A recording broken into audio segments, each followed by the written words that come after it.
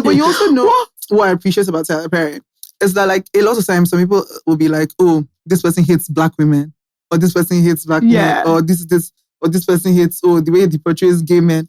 What I also love about Tyler Perry is equal opportunity. He actually hates everybody. No demographic that is well represented. The truth is, everybody hates every single person. He hates everybody. Men, women. My favorite part is like unemployed. there'll be one random monologue, right? Like people that be doing normal. And then all of a sudden, one character just say, as a black woman, he said, kilo fa shouting. I said, I work day and night. Do you know, and for me, I'm just like that may a couple of. I said, first of all, Tyler, you have a whole massive studio. What is your week budget? What's that? Him has nice. No, only Kelly refused to wear any of his own week. That's what I know for sure.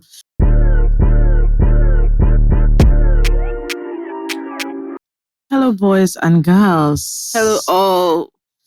The bounce is what? Bounce is sick, the bounce is going through plenty. Bounce is ill. Is on. Oh God! What happened to you? I actually don't know. I think I just woke up with a really bad cough and cold and fever a few days ago. It's one of them ones. But I think I exacerbated it because I started feeling ill on Friday. Then on Saturday, I've been trying to see a friend. What am I saying? A friend? AG was leaving yesterday, Sunday, and I hadn't seen him. So I was like, oh, can we? And I really should have stayed at home, but I was like, oh no, I won't. That means I won't get to see him till much later. So I said, okay,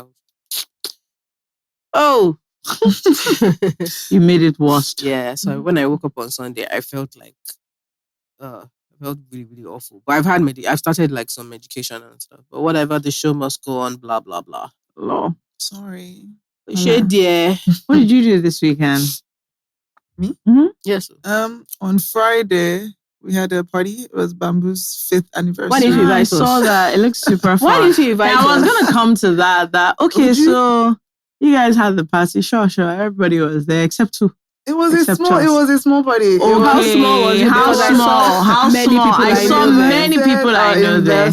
If some of our investors, 4 other investors dragged me. So we invited our early investors. Actually, we invited our investors, Jola, then our early users. And then some partners. To be honest, it's Ugoshuku you should blame for no so us were not partners. No problem. Ugoshuku was the one that did the marketing. No problem. No problem. It's okay. But congratulations. Thank you. On 5 years of Bamboo. Thank you. People are probably wondering. People who are listening on audio are probably wondering who you are. So why don't you introduce yourself?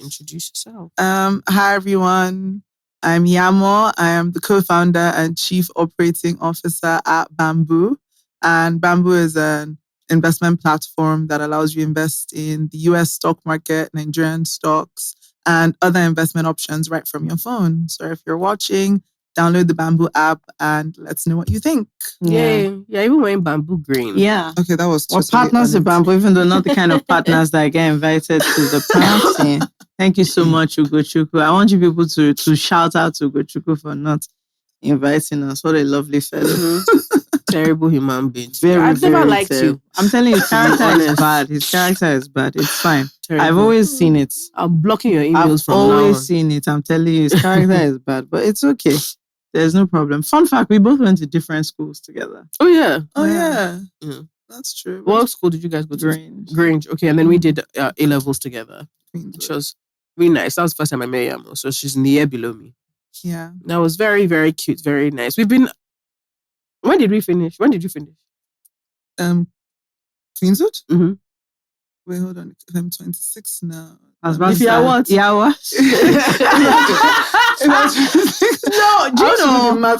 She said it and I thought, if you are what? If you are Yanmo, I beg. I was sure you in years younger than both FK years younger than who? And Joe. You were the next. She was literally the same. And literally not by much. If I had just done mistake, would have been in the same Don't year. mind her. Can you imagine? But yeah, I finished in Queenswood in 2011. Okay, yeah. 2011. 2010. Yeah. I'm never going to attempt to think about when we finish. How will I have been done with for 15? I think I was good for the 15-year reunion next year. Yeah. Really? Will there be one? Like sometimes your year will just meet up.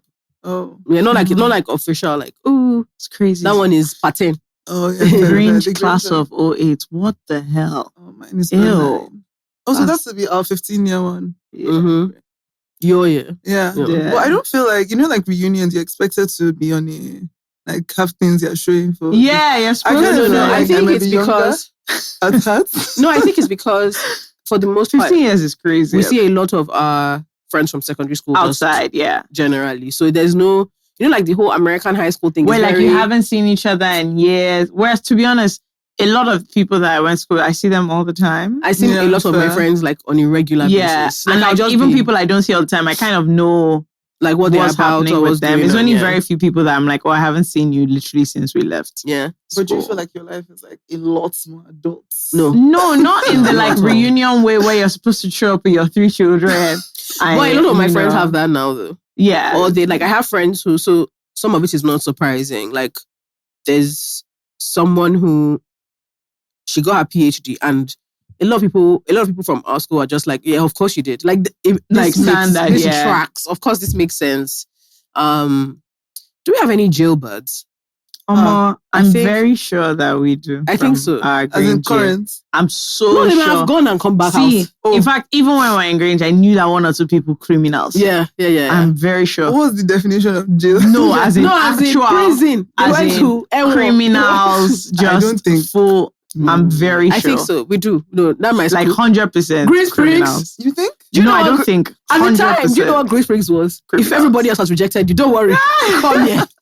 We'll straighten you out. If people were dancing a lot. Yes, yeah. You guys used to I can't lie. There was a lot of dancing. A lot. There was actually a lot of dancing involved in that school. Yeah, that was. I'm very actually I saw someone from my primary school who is very much running a criminal enterprise. Really? Yeah, I saw him outside the club and he greeted me so profoundly.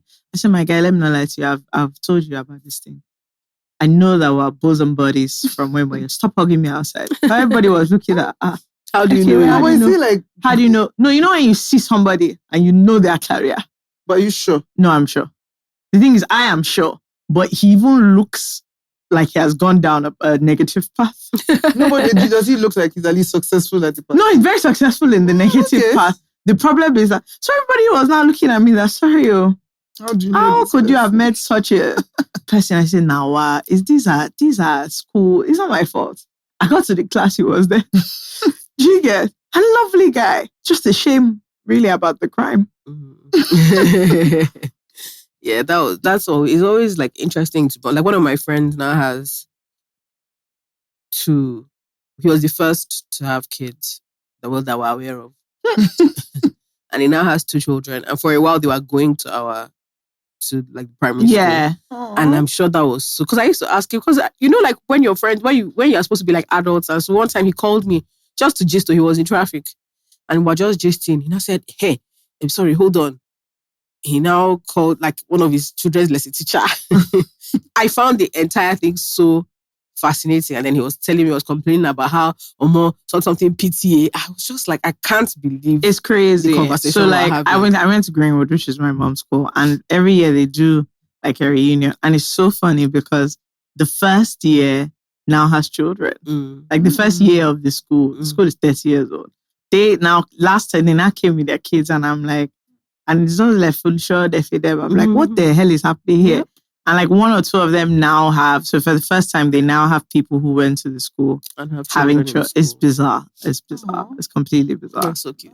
I'm just this is too much for me. Yeah. This is too much. Why is everyone adulting so vigorously? I've said it before, every time. It's so somehow. Every time I've been back to my old secondary school to Green Springs, and it's always been for a talk or something.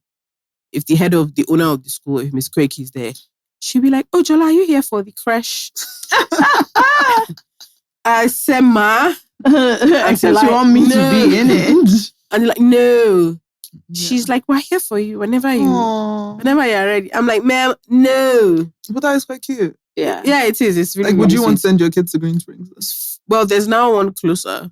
I wouldn't mind. I wouldn't mind it, actually. I do remember. Green Springs is walking distance from my house. Yeah. I wouldn't mind it. I don't think I would mind it. I remember my uncle complaining profusely about the price of the school fees when my cousin was really little. The person in question is now an Aki grad. But I remember when he had just started school and my uncle put him in creche because my uncle and his wife were working. So he put him in creche and my uncle said, we're paying so much money, and I get there, the boy is sleeping. I said, what do you want him to he's do? 3. Of course, he goes to sleep. His mates are there, they are dancing with Barney. Let him wake up and dance.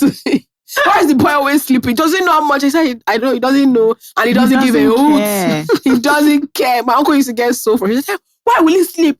Do you know how much we are paying? They said he's a good sleeper. What does that mean? He naps well. What does that mean? My uncle used to get so frustrated because they were paying a lot of money. He said even the boy is not playing. He just get there and sleep. I always think about that and like all these crashes. What do they do? No, they play. They play and then they do. I went, like my friend was listening to like the pitch of one. And it was all, the walls are colored different things. Sensory. She said, I didn't understand. Sensory play. What I'm paying for is all these triangles people put on the wall. Yeah. And that's actually all it is. What do you want them to do? The thing is, I do believe in like Montessori method. So I think I would want, if I have children. Yeah, probably. Which one is that one? So you learn by doing, yeah, basically. So it's not just... You're playing, Sha. You learn through... Like, they try to engage all the child's senses to learn, as opposed to, like, you sit down and it's like 1, 2, 3. Like, you learn... But is it possible for children to sit down and be doing 1, 2, 3? Yes. It's very possible. Well, some people try it. It's very possible. But I like the Montessori method, so I do think. I just think one day should go somewhere. Because that's what I used. Let them know what they're doing. I have no idea. I don't actually think about kids. I don't. It's so funny because I feel like some of my friends are getting to like a motherly instinct point, and I'm like, I'm still actually looking for who's going to take care of me personally. For me to, I don't think about it at all, to be honest. I mean, like yesterday was Sunday. It took me like 5 hours to decide what I want to eat. For me alone. I am not thinking about it. I was just thinking, wow, imagine if there was like a child that was crying because they were hungry, but they also can't tell me what they want to eat. So both of us not be there like, we'll now be looking at ourselves. Yeah, because I was messaging my friends like, what can I eat to spark joy today? That was my favorite question. What did you find? What did I end up eating? I ate pasta. What's your pasta? Such a Lagos girl. I ate pasta from Talindo's. Okay, fair. I know, it still slapped. You know, now it's actually scary ordering food in Lagos. Because you can't rely on, old. So I even asked my friend first, like, is Talindo's still nice? And she was like, it was really good. I had it like a few months ago. And I was like, months is far. This economy. I said, I need a more recent. You can go somewhere 3 weeks and it has casted. Yeah. It was crazy though. My exact same order from like August to now, the price had changed. Of course. It's like, wow. Oh, yeah. Of course. 100%. Like sometimes, like now, when you make inquiries, like if you notice, they'll tell you to please pay within 48 hours. Like, because the price can shift at any time. And I hate that because I'm just like, why are we living in this matrix where there's no price? Yeah. Everything is just like on a moving vibe. I'm really tired. And the thing is that we're eating out all the time. Now you can't be making those kind of mistakes. Yeah. You can't be making those kind of mistakes. Like my friends be like, let's go for dinner. I said, what happened to your house? What's the issue? You don't have lights? Yeah. What's actually the problem? Yeah. What, like 2 of us now hanging out. There's nothing happening. We just want to see ourselves. Your house, my house, what's wrong with this? Honestly. I said, do you know where the economy is? This is not like before. When we were going for lunch on Tuesday afternoon. The vibe will be ruined when you get the bill. I'm telling you. Okay, that's true. Because that happened to my sister. She went to brunch, she went to flower shop. Well, she went to brunch. And she comes back and I'm like, how was brunch? Like, did you have a good time? She didn't even tell me anything about the brunch. She said, guess how much the bill was? Yeah. I was just like, that's what's happening. That's like the now. only thing she remembered. That's the bill. I went somewhere with someone and 2 of us, it was supposed to be like, this is like it's not bad. And then the 2 of us, our bill was like 7 something K or 8 something K. And I was like, I know that there was a time me and my friends would go out and if you spend 30K, you really is like a thief. Yeah. Mm-hmm. You probably even had starter. You really went for it. Mm-hmm. Like you guys were like, okay, I'm in the mood to eat. Yeah. Mm-hmm. And now the numbers just keep going up. Yep. And the quality of the food isn't much to write home about. So anyway, after your bamboo event that we were not invited to on Friday. What else did you do? Not that we care. What else did you do? I slept. I've done nothing but sleep. Fair. I watched, literally slept when I was awake. I watched Stupid TV. What was your version of Stupid TV? Well, this weekend, I was watching that Tyler Perry thing. Oh my God. Have you seen that nonsense? You know, I'm so sorry. Have you seen that nonsense? I find Tyler very, very inspiring as a concept. Mm-hmm. But like in reality, he actually has to be stopped. Like I don't someone know has about to be like, Tyler, I'm begging you. But No. he's doing, but the numbers I don't don't lie. agree. though. Because As I called it it's nonsense really now. crazy. I don't agree. Because me, I said I want that nonsense, but I'm eagerly awaiting season 2 Of the nonsense. of the nonsense. I even know how to follow up. I now The watch thing the is, Tyler there's Perry some, movie. like, to be fair, in like a comedic way, I enjoyed like acrimony. Because throughout the movie, I just kept being like, surely this is actually not what this movie is about. The thing is, Tyler's, if you started watching Tyler Perry early, I did. because I think that's how he scammed people, because his first 2 films They were great. Diary of a Mad Black Woman. Medea stuff, Family So, Reunion. I really like those So I films. think By the time he put Bow Wow, No. So actually, so I've literally, it's so embarrassing. I've watched every single thing Tyler Perry has of course, Yeah. released in of course you have. every single thing. So to be fair to him, Mhm. the themes have been the same. All the time. And that's my problem. His themes, even the Diary of a Mad Black Woman we're talking about, the themes are the same. There's going to be a black woman that is going to be but she'll be suffering in wealth, and then wealth to show her pepper. He actually loves and a then she's now suffering going in to wealth. end up, no matter how qualified she is, she's going to end up with a much less qualified man. But lo and behold, that's where her love is. But you know And what? she has to realize that what she was focusing on was the wrong thing. Money is the wrong thing. Yeah. Do you know what Tyler Perry, actually, I get it now. Tyler Perry is Black Hallmark. Yeah. Yes. Yeah. Yes. That's what No, it but is. the thing is that at least Hallmark has I don't know, cutesy Hallmark Christmas doesn't movies. frustrate me as much as, look, I keep saying this thing. How could he do such a thing to Kelly Rowland? The thing is, that wasn't fair. It wasn't fair. But the point is that the numbers Because do not it's lie. sweet. what you're telling me is I watched it. the last thing I watched is this Mia Culpa. And the thing for me, I can never even forgive him for that ending.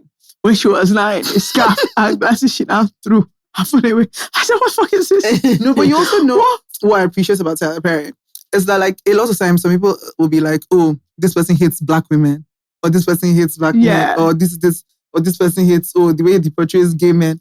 What I also love about Tyler Perry is equal opportunity. He actually hates everybody. No demographic that is well represented. The truth is, he everybody hates every single represented. Every single person. He hates everybody. Straight, Men, women. My favorite part part is like unemployed. there'll be one random monologue, right?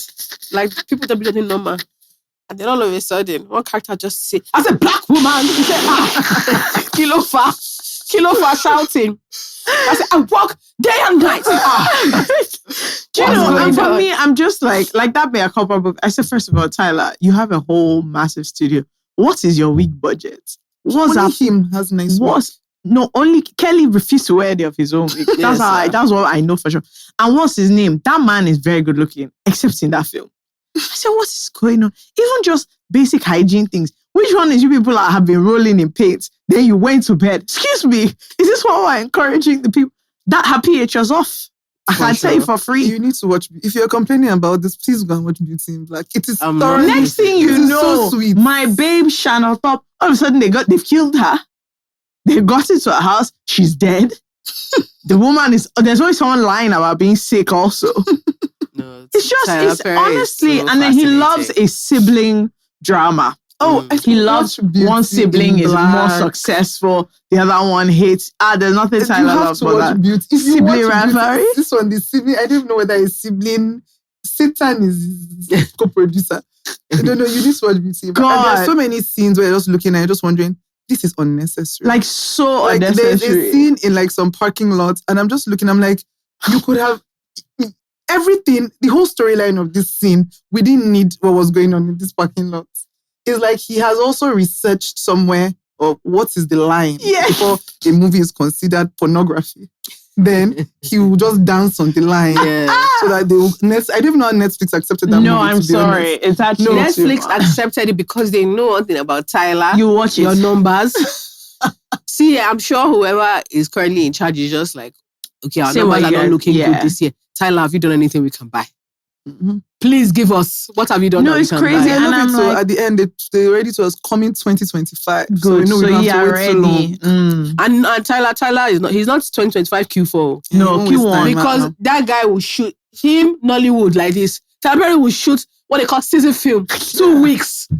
But also, people have to give him props, because say whatever you want, but Tyler Perry keeps Black Hollywood alive. I can't lie to you. He keeps them one busy. thing, there's always a Tyler movie for you to watch. And what I just is mad to me because he always gets proper actors and actresses, because and he pays really well. This is so confusing. I think Trashy said that Tyler Perry was the first person to pay her over a certain amount of money. That's how she did that acrimony. And that's how her official wage rate changed, because nobody had paid her that amount before. But once he paid her, she was now able to continue trying. And he does he will pay the big boys. And the thing is, people even always say I don't know why. The thing is with Instagram, you need to give up on sending me things that of people I don't follow. We have to get rid of that.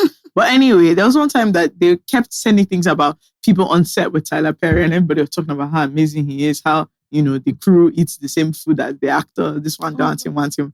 Basically. And so I'm I get it, but honestly, I'm begging you, sir. And the problem is, by the time you want to write, produce, direct, do costume styling, do everything on the set, Tyler, give somebody a chance. It's crazy. Give somebody a chance. If somebody writes with you, I promise you. Funny, sorry, she can help. He doesn't. I understand it's a control thing. Also, he comes from theater. And in theater, you're used to doing as much as possible by yourself because your budgets are always his budget slim, is high now. But it doesn't matter. His mind has not left that To place. be fair, I get it. And it's a formula that's working. It's just so frustrating because every time I start watching it, I know the problems that I'm going to face. And I'm like, well, I think Tyler needs to start. I will. I think his studio needs to start.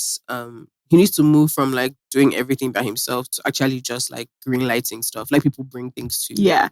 And I think what's also... It won't be sweet. It won't be. How are you going to write something you guys are not with your normal brain? Yeah, you as your head now, Jola, a writer. Will you write Mia Cooper? If I write Mia Cooper, you tell your friends I'm the one that wrote it. You'll be shy? As hell. Do you know how many things I've done that I've not told anybody? As hell. I said I was looking at all those people in that press tour. They did not want to be there. They were just let me not lie to you. After the premiere, I said, do you see that video of Beyonce I just did after the premiere? They were all looking like Kelly. Please don't ever try this thing again. Don't ever try this thing again in your life. And that was my problem. That's just my problem with him. That anyway, it's good, Sha. I've watched all of them at the end of the day, having said all this. And it stirs up the conversation. I've watched multiple times. Wow, Nigerians had a field day with acrimony. The argument... I said, first of all, none of you are in this position. I do think that he gets to the heart of the kind of basic ego-driven conversations that people really enjoy.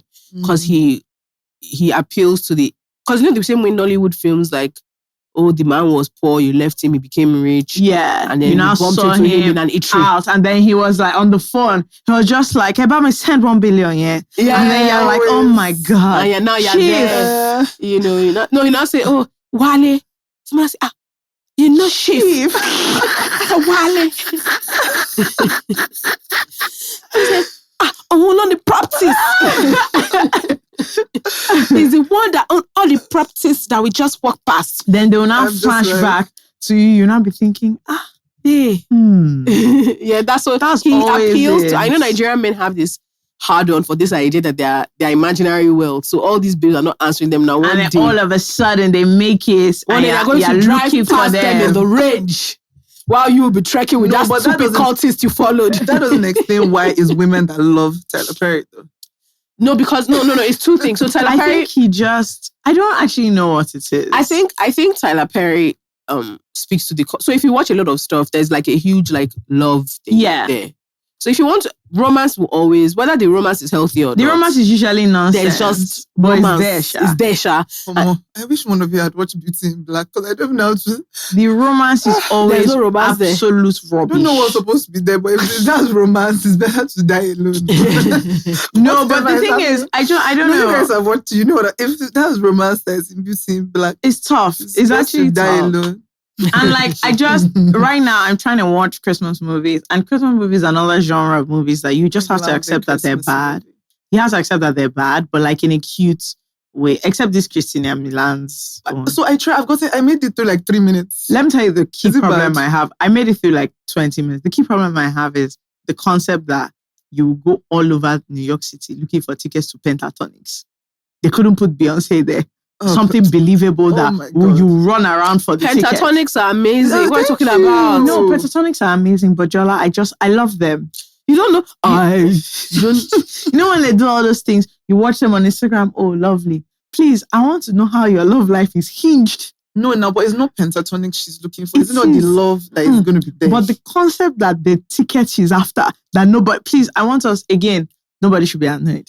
That the concept that the pentatonic tickets are so sold out that you can't find them. No, but genuinely, you can't. I know you're shocked. Jola, in your life, when have you ever searched for a pentatonic ticket? No, I'm not their target audience. Wait, you just trying to say that you just said pentatonic can be sold out? No, they are good, but I'm just telling you that the premise that. But think about it in the Hallmark universe. Yeah. In the Hallmark universe, they could have chosen Mariah Carey, Michael Bublé. My God. What happened to you guys? I promise you, the thing that is making that movie not work is that you're just like, this is not realistic. I mean, have you watched? So I only made it to 3 minutes. I watched 20 minutes. Through the 3 minutes, I don't think their budget. They can't clear a Mariah Carey song. My sister. Okay, fair. That was in that universe. Pentatonics is it. Because let me tell you, when I actually stopped watching, I think the Pentatonics was having a meeting. Next thing, they say something weekend, and all of them just started harmonizing my Christmas weekend. I said, let me tell you something. I'm so sorry. You know that my friends, I had to cut it off. Probably terrible. Some of our friends went to watch Joker. And like the thing is that Joker didn't say it was a musical. Wait, it was a musical? It was. Yes. So there's a lot of singing you guys in the group chat. The 3 of them are not saying, we are the real Jokers. Let me tell you who is a fool. Me. Watching it. It was everybody so in the cinema is the Joker. They were like, what? The 3 of them were whining and complaining. Because there's nothing worse. And then they now sat through the whole thing. Because it's like a surprise musical. Like you have to tell people, because musicals are so specific. People don't. How can you not know they're going to start singing? He said, can you imagine that all of a sudden they just start dancing and singing? Okay, that's crazy. I didn't know that. Yeah, there's a lot of singing and dancing. It's actually Joker. Yeah, that's why it's already out on Amazon Prime. They said, oh, this film is not going to but it didn't do that well. That's what we're saying. I feel like this is why I don't feel like people are mentioning this when they're saying it didn't do that well. Have you seen the ratings? Yeah, but people should be saying it was a musical, and then that explains. That's why they're annoyed, because imagine thinking you're going to watch like the Joker, and then they said like small thing, Lady Gaga just start. That's awful. Okay, that is so awful. Yeah. Okay, what I want to say about what I went to Abuja this weekend. Oh yeah, nice. And no, I went for a meeting on Friday. First of all, where this country is going. Because I remember when going to Abuja, it was like an 80K. 80K is even expensive. When we're popping in and out, it was a small thing. My ticket was 350K. That's like a return. That's so nice. So I just thought... No. I was actually very much in economy. I was even at the back. That is so lovely. So that was really... You were very late. I booked I found out about the meeting like 3 days before, to be fair. But still, even the day I booked early, it was still almost 300K. That is crazy. Anyway, I just want to say that Lagos was suffering because I went to the meeting. I had a lot of time. I said, okay, let me go and do my hair. Meanwhile, please, I don't know. The problem I have is that I go to places people think I'm a big babe. Because I went there, I said, I'm going to do braids. They just said, how do you want it? I said, that should we do, you want it long? I said, waist length. When I tell you that this hair is beyond my bum, someone saw my readiness. I said, Rapunzel. I said, please. Anyway, I want you guys to know that I've recovered from my 63K nails because I did my hair. You what, sir? Okay. My friend took me to a place. She what? Okay, thank God. To FK. The moral story is that the bill came from my nails and it was 63K. No, it has gone now. It has gone now. We don't talk about it anymore. I just want you guys to know I did my hair plus the nails plus pedicure plus even eyebrow. In fact, I don't even think there's anything that I did not do in that place. My bill was not up to 90K. Everything plus I bought the hair plus everything. The boho plus the hair. No, I love beauty treatments in Abuja. I was. What did you do? Was it Tega's salon? Yeah, Tega's salon. Hair by Tega. I was so happy because I was like, that's our babe. What do you mean that's the price? I said, wow. We've been going to Tega's for years. If I had done this in Lagos, I would have been injured. I would have been deeply. In fact, I even now, they said, oh, do you want chrome on my face? I said, put it. Put it. What do you mean? They said, oh, do you want gel on your face? I said, my dear, go for it. No, I love Go for it. Abuja beauty treatment. What? I said, this is the best. I said, go for it. So why would I put... You see all the things that they itemize in Lagos, they join it together in Abuja. They join everything. Lagos, they'll say, oh, that is chrome. Are you also doing the chrome on the big toe? Sorry. Will you separate my leg? What are you talking about? They said that one, the price is different. No, they charge, they charge chrome. Yeah, they charge chrome separately. That's what then she was like, oh, do you want to do the chrome on your feet? Do you want to do your feet? When I asked her how much, she was, that's my dear all. They don't say, kini panel. Panel? Even how they do like, panel is the hand not complete. Obviously, you know here, if you do like boho braids or whatever, it's like the packs of hair. Only for me to find out that in Abuja, I was like, oh, how much is packed? They were like, there were now 4 things in it. I said, sorry, is it not 4 packs? They're like, no. This is all the pack. I said, God, I beg. I'll be flying back here. Yeah, no, I love doing it. I said, I put it to you that I'll be back here. I love that. And I love like buying like groceries and stuff in Abuja. Everything was just... Yes, because they're vegetables and fruits. They come from the middle belt, so it's cheaper. Oh, okay. Like yeah. It's anyways, I just wanted to shout out to a babe Fejiro who saw me leaving my meeting. And literally, as in I saw her on the road, she saw me, she did like this, she went to turn, she went to park. So, you know, when you're like, don't make assumptions. The baby not. But the vim with which she moved that car, I said, this baby is coming here. And then she came. She said, oh, that, you know, she listens to the podcast, blah, blah, blah. We video called her friend. And then she promptly informed me that if we don't have what we're doing, we don't have any venue in Abuja, her compound, we can use it for the live show. It's just that only maybe 15 people can attend. But that her brother can do bodyguard. He can do security and every other thing will be provided. No, people that listen to our podcast are not. She was like, let me tell you something. If you don't have anywhere you want to do the show, do it in my house. We'll do for overflow outside. Then 15 people max. That's special. Inside the house. And then I love this. She was like, oh, do you want to go anywhere? She's doing bolts now. So I was like, shout out to Fejiro. You know, in Abuja, it was really very lovely. Very nice. Very lovely interaction. I was like, this babe, did you just come and pack your car? Yeah, that's crazy. So it was a lovely time. And then what did I do? I went to a wedding on Saturday. That was a lot of fun. What did you go to? Lagos. Ismail's wedding. Oh, okay. I was wondering. Actually, I was supposed to be at that wedding. Yeah, it was lovely. But I was incapacitated. I had a time. It was a good time. Mm-hmm. Yeah. Oh my God, I should have gone to that wedding. The food would have been so bad. The food was popping. He's an amazing chef. No, I know he take it. No, they cook. Pot belly. He's not going to. Pot belly by They were there. They were there like mad. What do you mean? They had a whole... What are you talking about? In fact, they were there like it's like mad. Kewa's after party. Yeah. The whole place was Kewa's kitchen. Was Kewa's kitchen. Everything. Pot belly by Kudo, they were there like mad. It's only shame that they didn't allow me to take food home. Do you know? I just found out that I recently found his... So he does pot belly by Kudo. They do this shawarma. Oh, to Jesus be your glory. There's no bad day you're having. There's no bad. The day was to be bad. Once you eat that shawarma, you're like, actually, tomorrow will be bad. Shout out to him because I can't remember. I spoke to him. I'm not obsessed with this shawarma, but is it this one?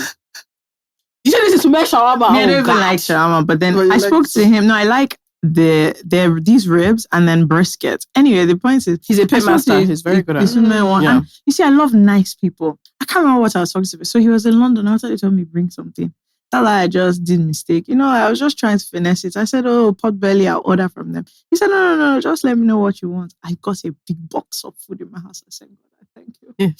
This is what's going to spark joy. He's a really good pit master. No, for like 4 days, I was eating, so I was so happy. Yeah. Only for me to get home, I saw my mom. I said, what I did? First of all, you don't live here. Secondly, why will you be in my fridge? She said, oh, Declan said we have ribs. I said, we as who? We who? What is the problem with all this? I don't know any of you. I was like, next time I'm going to be writing my name on things. Because I can see the way. But what will happen? They'll still open it. That doesn't mean. The fact. In my own house, that doesn't. In fact, once you put your name on stuff, it's more likely to be that. My dad will say, oh, that just means you're the one that brought it. See, so we can tell you thank you. Someone sent me food. And I wasn't at home. And I messaged Declan saying, oh, somebody sent me food. He just wrote a man question mark. Do you know by the time I got to me, he said, I was just checking it. What if you put something there for you? I said, okay, so now that you are going to fall in love with him, how do you feel? I said, why the hell will someone send me? So when the person was not asking me how was the food, I said, well. No, ask the Kulina, how was it? Someone else it, and you give them the Kule's feedback. Nice and lovely. Anyway, yes. Are you ready to help us solve some dilemmas? People have a lot of problems. Wait, okay? so before this thing starts, the people that send this thing, are they like I want to are they serious? I want to actually show you something because what I'm about to read, not only did the person are they actually serious problems that they're serious? Not only did the person send it, I want you to see that they use their government name to send this. What I'm trying to understand is the expectation that you're going to solve their problem. Don't worry. Do you know that people actually write to us about how we've gotten them through a dark time? Because I feel like, and I'm always just like, no, because some of the things I hear, I feel like the person sending it is not really for you to solve their problem. It's so that the person at home will hear and recognize that. Also, I think a lot of people send it because a lot of people even write that. Please insult me so that like my head can be correct. I can gather sense. Because sometimes, it's like when you're about to make a foolish decision, then the friend to call that once you tell the person, you can't actually now you're shy. Now you're shy because that's the person that's going to actually insult. Do you know the worst reaction I've gotten to a problem? Not a problem, but I was about to make a decision. I knew it was stupid. I didn't think it was that stupid. Mm-hmm. So I asked my friend, and the first thing she said was, have you eaten? And I was like, it must sound so stupid that she was like, no, this girl is not working with her full faculties. Like, she said it to me seriously. She was like, have you eaten? I said, why? Why would you say that? She said, because this is the dumbest shit I've ever heard. And this is so daft that you can't be using. I said, now, wow, somebody cannot even open up.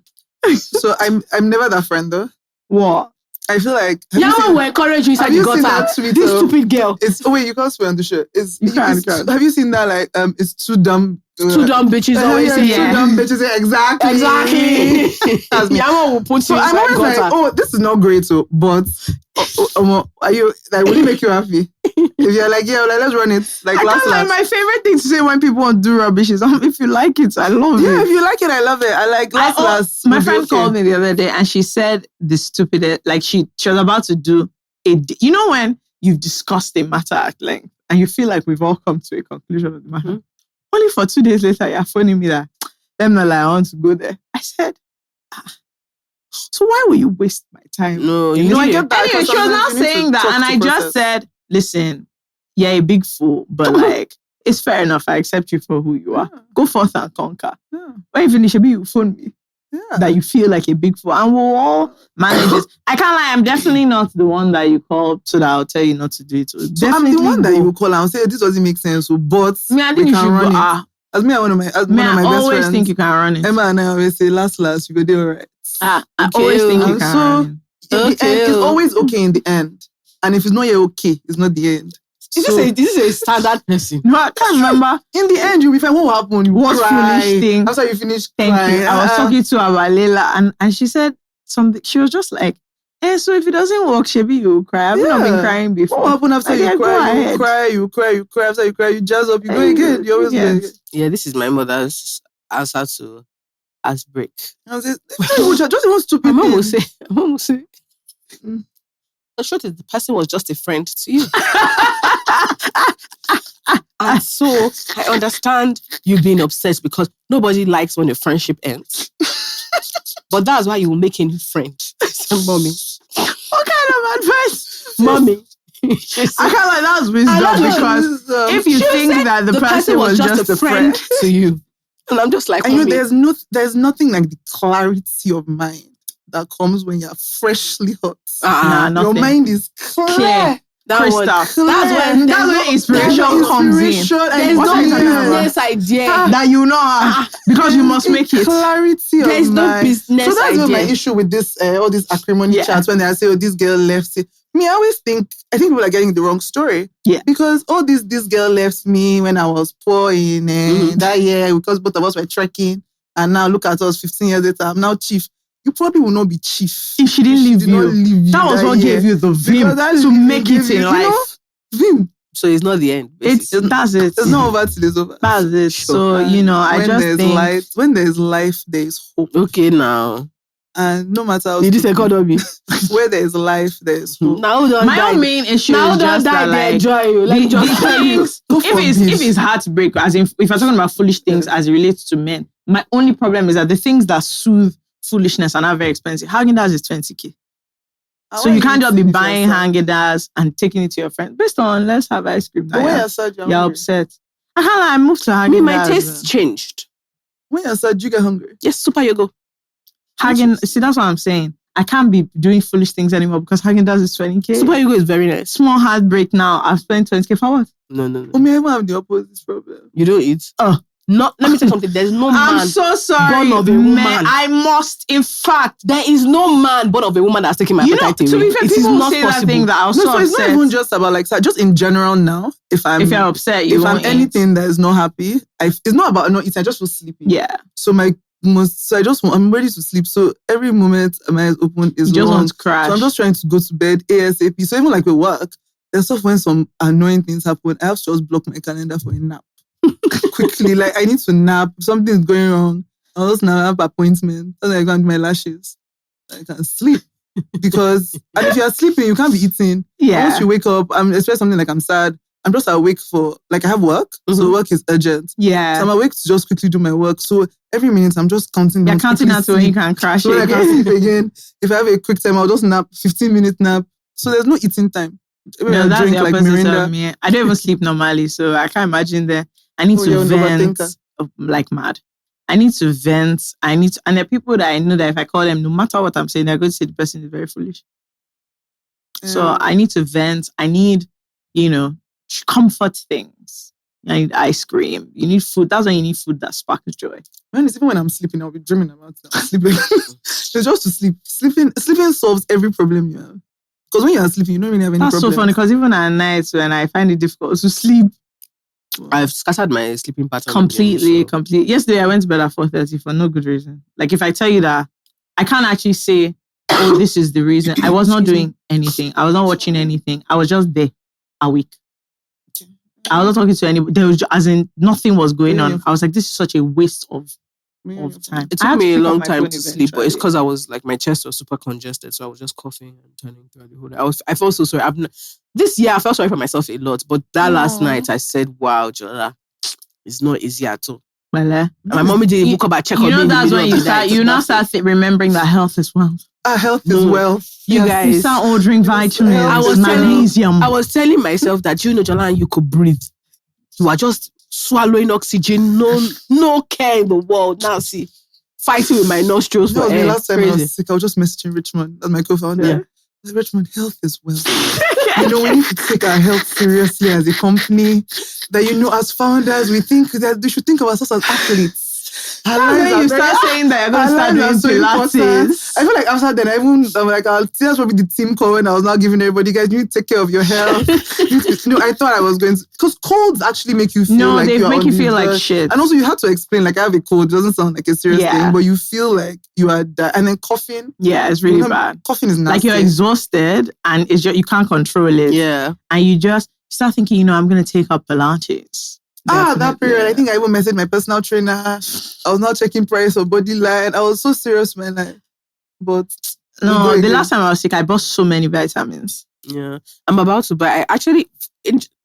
Good that you brought up vitamins. So our friend Itunu is very big on like supplements, vitamins, making sure you're checking. So I messaged her. I was like, yeah, Itunu, I'm trying to think of my vitamins. And she actually was like, you go and do a blood test first. Because you don't know what you're deficient in. Right. Like tell them, do a blood test, check your thyroid, like do an actual body check, and then that might now help you. She gave me a list of like general ones, but she was like, you'll be surprised at how just not knowing if you're deficient in anything. So I'm going to send lab to do like a blood test soon. I think it's this week. Just to check and see. Because she was like, that's what would now tell you, oh, this is what I need to eat more of. This is what I need to supplement. Don't waste your time just buying. Oh, they said this one is good for women.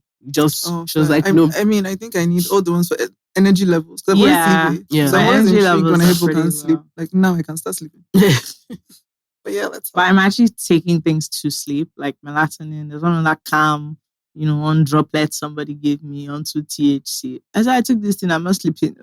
I don't know. I don't know what is going on. All right, boys and girls, this fantastic episode of I Said What I Said is brought to you by AfriChange. AfriChange is the easiest way to send money across Africa and internationally everywhere. There are very low fees, no processing time, if any, very tiny, and you get loyalty points the more you use. Yes. If you are in Nigeria, you can pay your bills in Canada. You can send money to Canada. Exactly. You can also pay your school fees in Canada directly from Nigeria in Naira. If you are in Canada, you can send money to many, many countries all over the world. All right, guys, so get to supporting people who support us. Enjoy AfriChange and enjoy the rest of the episode. That is africhange.com. Anyway, I want to read something from The Ungrateful. First of all, I want to say this man used his actual real email and full government name to send this during work hours. So, your manager will walk past thinking that you're typing something very important. I promise you, this email is like 20 paragraphs long. This is not a sane person.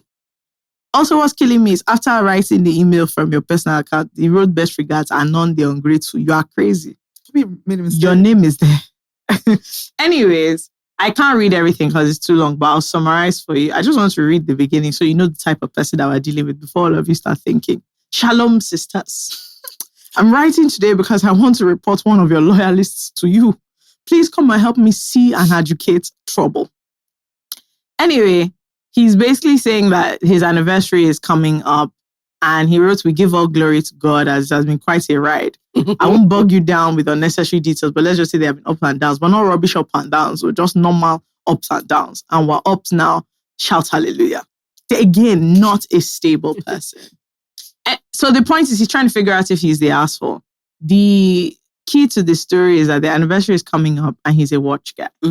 And so his girlfriend bought him a watch, right? And he now goes, she was excited to give it to me as the gift had significant meaning, ... to her. Anyway, he said that his kind and loving girlfriend bought him a watch. Quick notes. Then he has put number 1 and number 2.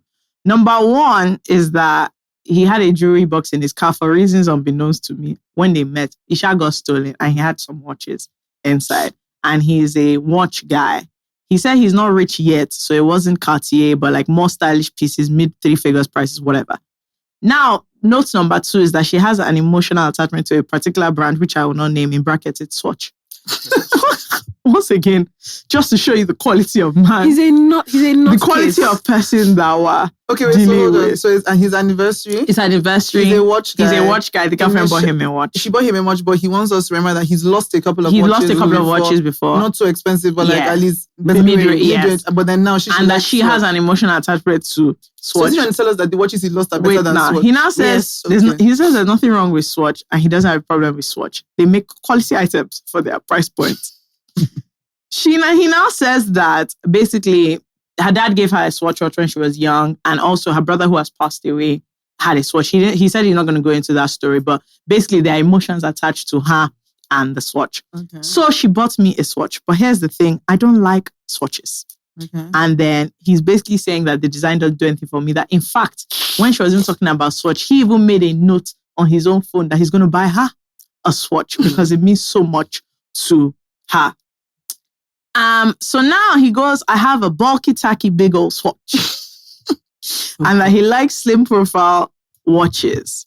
And so basically he now goes, I am saddened. On the one hand, the brand is significant to her. On the other hand, I clearly complicated by needs and desires.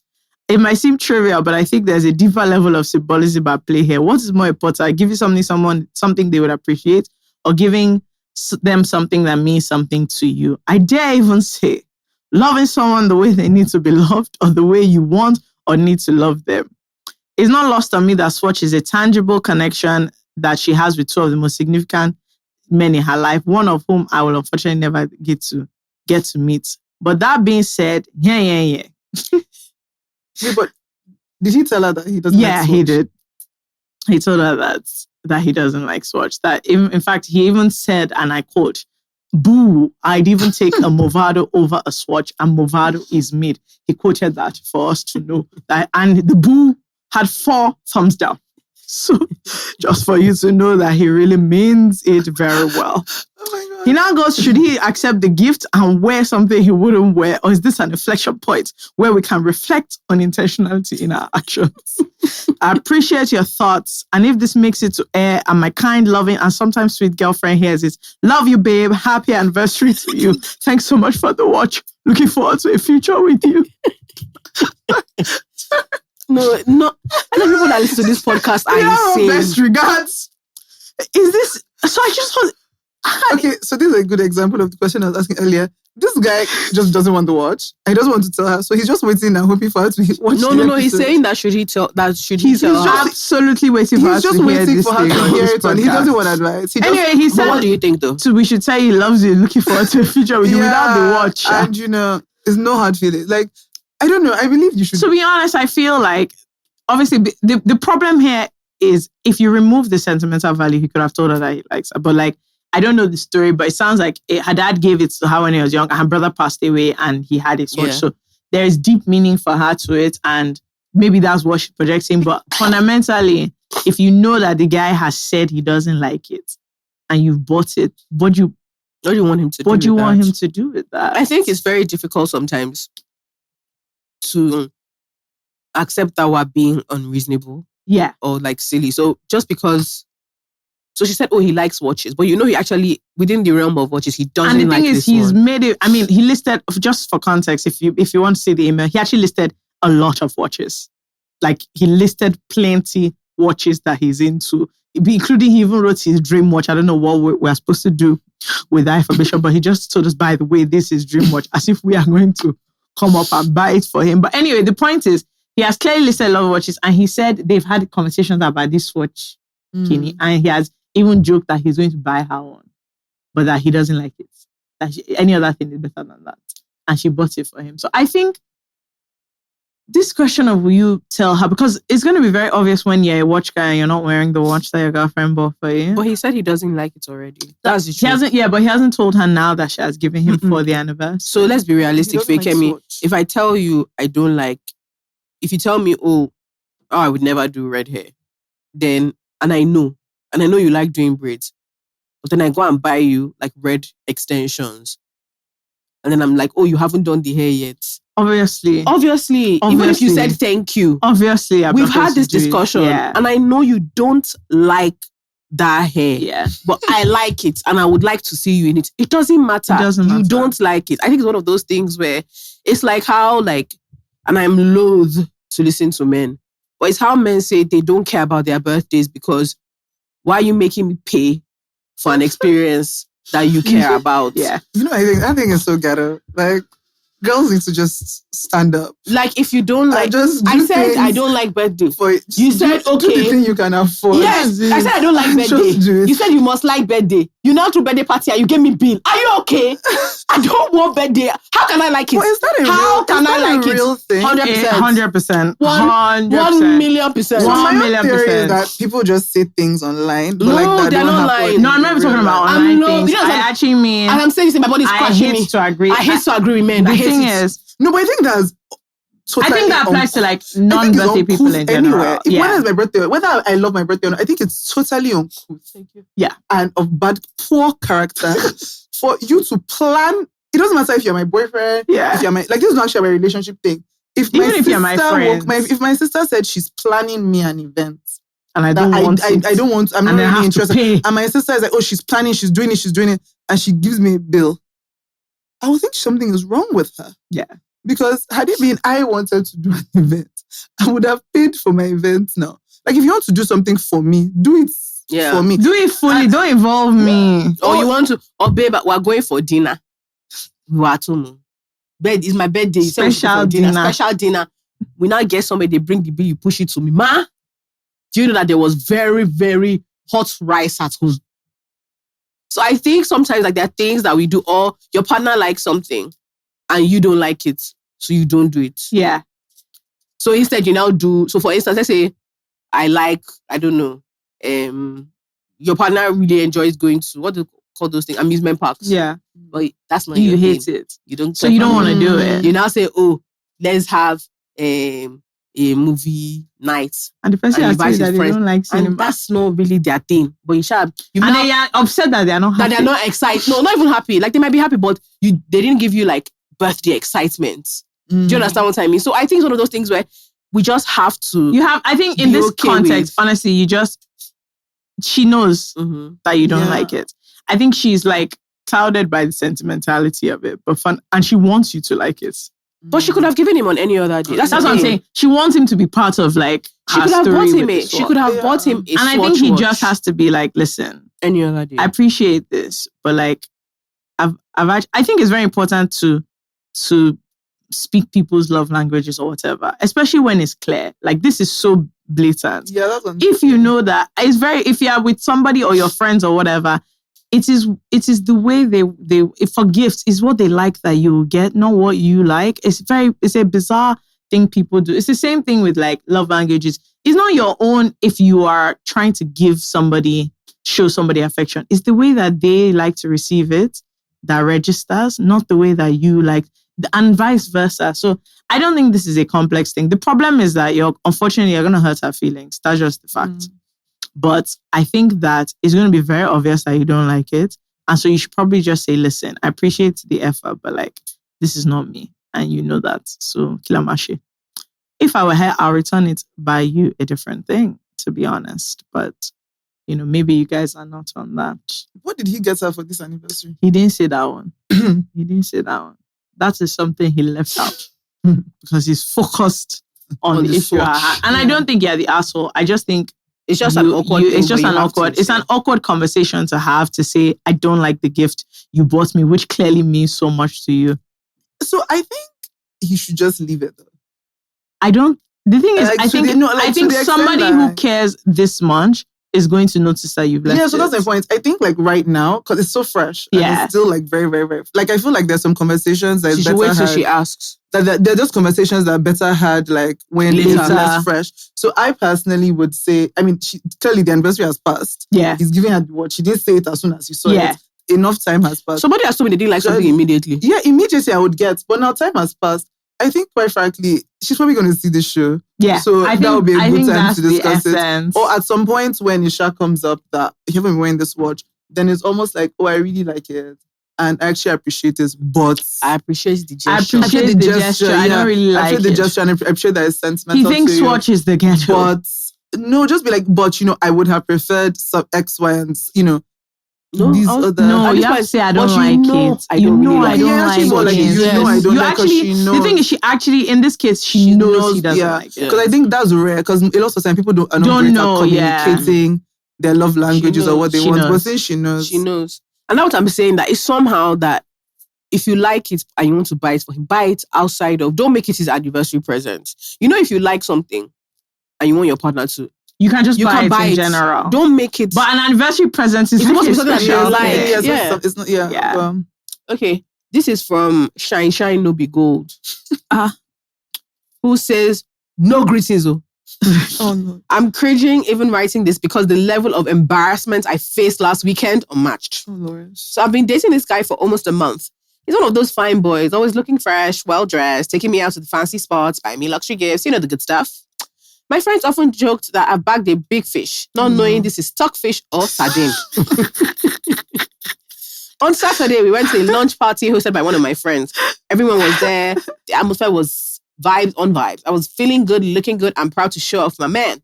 The party ended and we went home buzzing from all the fun.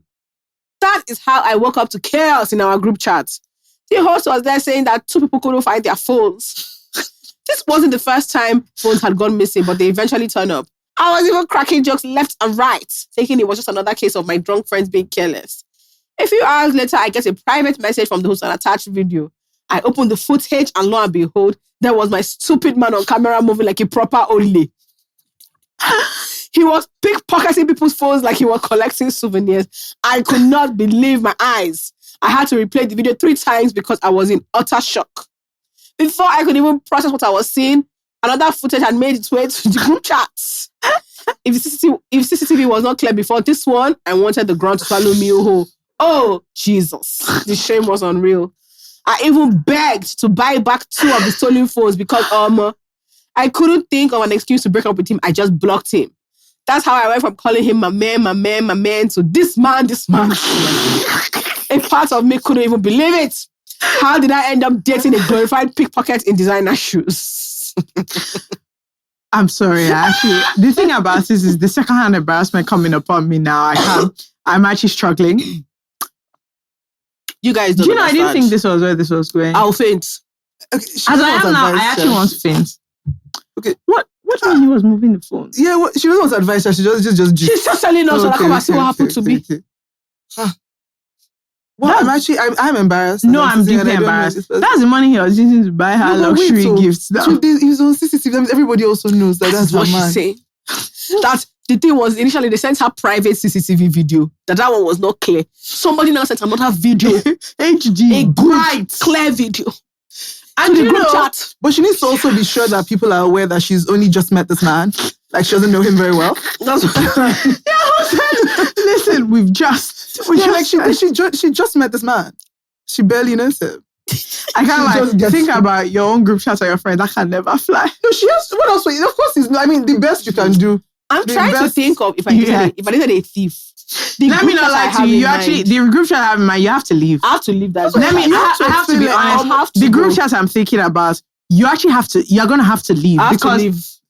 No, you're going to have to leave. There's nothing. That's what I mean. You have to just be like, wow, dating in Lagos is crazy. You never really know people. This is why it's good to really get to know people, because, this guy. Me too. You have to make it clear that you were deceived. Do you know, the thing is, because you would have been telling your friends, he bought me these stolen goods.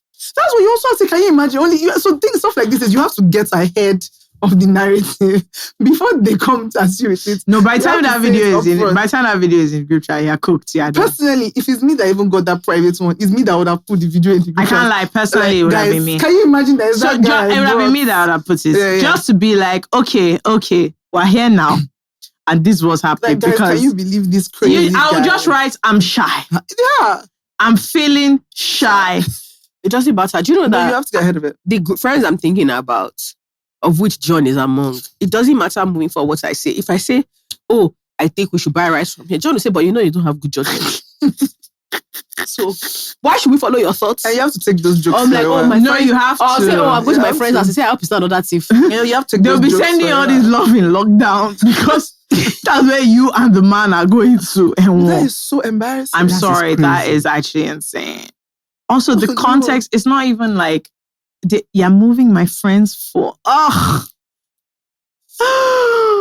They'll not be messaging that. So wait, she just blocks it. This she needs to go and get the phone. Doesn't she need to collect the phone? She's buying them new phone. She's too shy. Wait, fake at me. I want you to ask you something. If somebody steals your phone and Yanmo's phone, and I come and tell you that, don't worry, guys, I'm about to first tack. I'll get your phones back. What are we talking about? No, you won't say all of that. So you have to go and get the phone. By the time I want to get the phone, I'm going to say that the phone is on his way to India because his conglomerate of thieves have started doing their work. Like my friend also, I just say, a friend. I was like, how are you? How's everything going? I saw him, let's say I saw him on Saturday. This was like Thursday. I said, hey, how are you? But like, when can we see? He was like, he has traveled back. And I said, he's like, just by the way, I want you to know that my driver has stolen my car. Huh? Something just told him to put a tracker on his car. And as he's looking at the car right now, is in Niger. I said, I don't understand. He said, yeah. He said, I'll talk to you later. I don't want you to let me know that the tracker of the car, and he just opened it to check it. So his car is Can I also say some of the issues that I'll have with my friend? That, the problem, you dating a criminal is one thing. You clearly dating a low-level criminal in the organization is one. Because he's not even the kingpin of the criminals. I prefer if when I went to his house, I saw 100 phones. Because as the kingpin, when everybody's stealing phones, they bring it to him. But for you to even be, and then you're even a terrible criminal because on CCTV they call, you're not even a thief. You're not even a professional. You're not a thief, you're a pickpocket. You're not even, I'm highly embarrassed. Because when you watch all these oceans, have you seen those? They're not catching them. Have you seen all those videos? Attention, the pickpocket. That's it. That is him. Do you know what this is? Just a pickpocket. Thing is, but to be honest, There's somebody that in the market, was they've you- held his trousers. no, but okay, think about it now. If let's say it's an event, whatever, and then you see like this guy, Jola's guy, Please don't say will you that. will you be able to actually tell her that? Immediately. Left Why us should we share? and the motherfucker I'll hold his hand.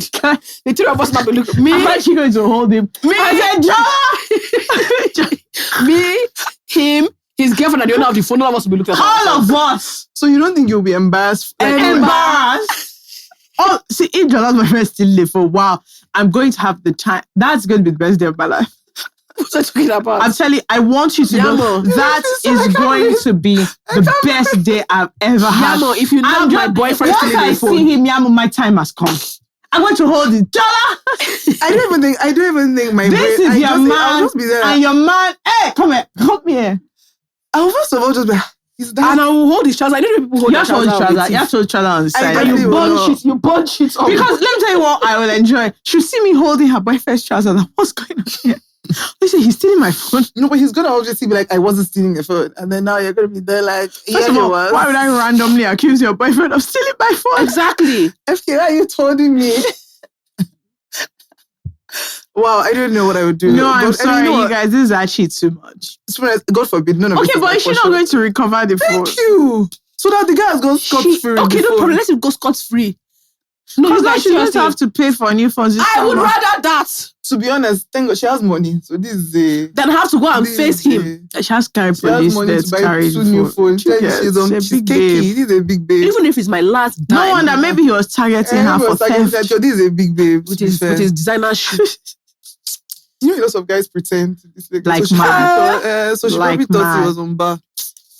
Hello, boys and girls. No hello.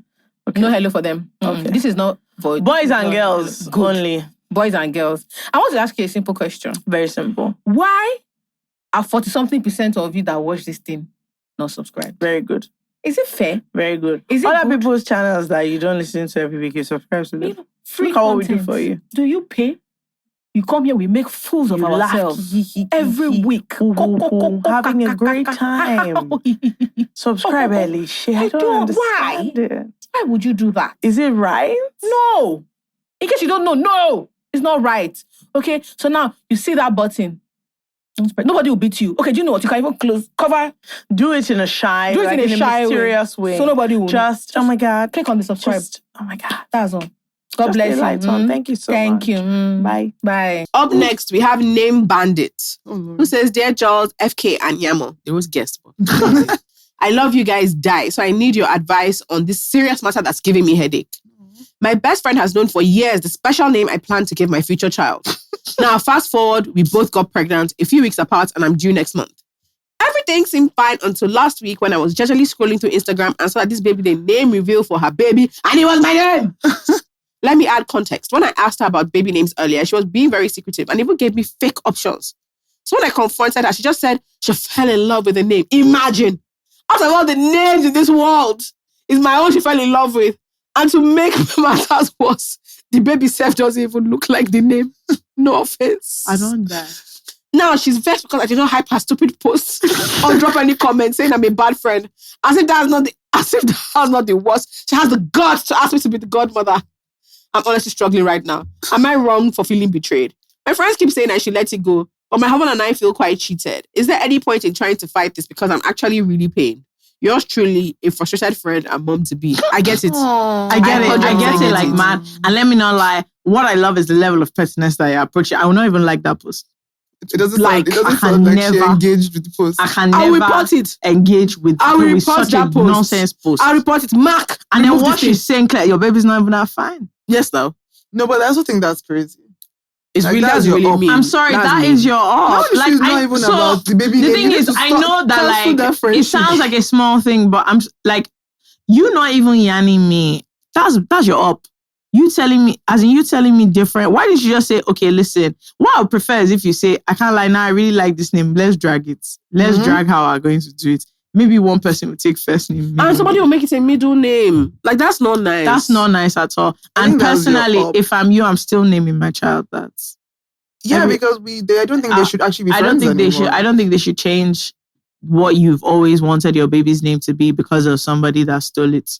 I also feel like and maybe I'm taking it too far, but I feel like this type of behavior, if she actually sits down and looks at their friendship, this babe would have she'll see it. She'll this see pattern it of for behavior sure, before, for sure. like in petty things, little things, just because that's weird. It's also, weird. The because thing is, it's it's one not thing even to like the name. It's another thing to now be secretive and trying to be cagey, and then now go. If it was close enough that you kind of know my own due date, so you know which one is name reveal. Is the baby like? What are we doing here? No, she knows exactly what she's doing. Yeah. Personally, my own is also if I'm your best friend and I'm finding out your baby's name on Instagram. That is my own baby's name that you stole. What's really like going on? By the time you gave birth to the baby and I said, what's the baby's? In fact, most of my friends, before the baby came, we knew the bloody name. Yeah, it's just weird. It's just weird. Yeah. And it wasn't even like a deep thing or just, do you guys have a name yet? And it's like, this is what we're thinking of. And even when my friends have said, it's going to be this or this, when the chat comes out, it's normally one of the names. It's not not like I'm never like, oh my God. Yeah, I think the fact that she hid it from you is weird. It's one of those things. Lying is also weird. It's one of those things where if you feel petty, but it's not. Yeah. Like, those that make you feel. One Nigerians, culturally, a name is a very big deal. Important thing. Like, Yoruba people have a whole last naming ceremony. Especially if it's one of those like names that you've not made up, but like, you've joined it together. And you've thought about it. Like, Yoruba people, we have a whole ass naming ceremony. Like, some cultures don't do it, but us as in, to announce the name to the whole world. This is what we decided to call this child. We have a party to explain to people why. And like people stand up and say, this is the name we gave her and this is why. Or this is the name we gave him and this is why.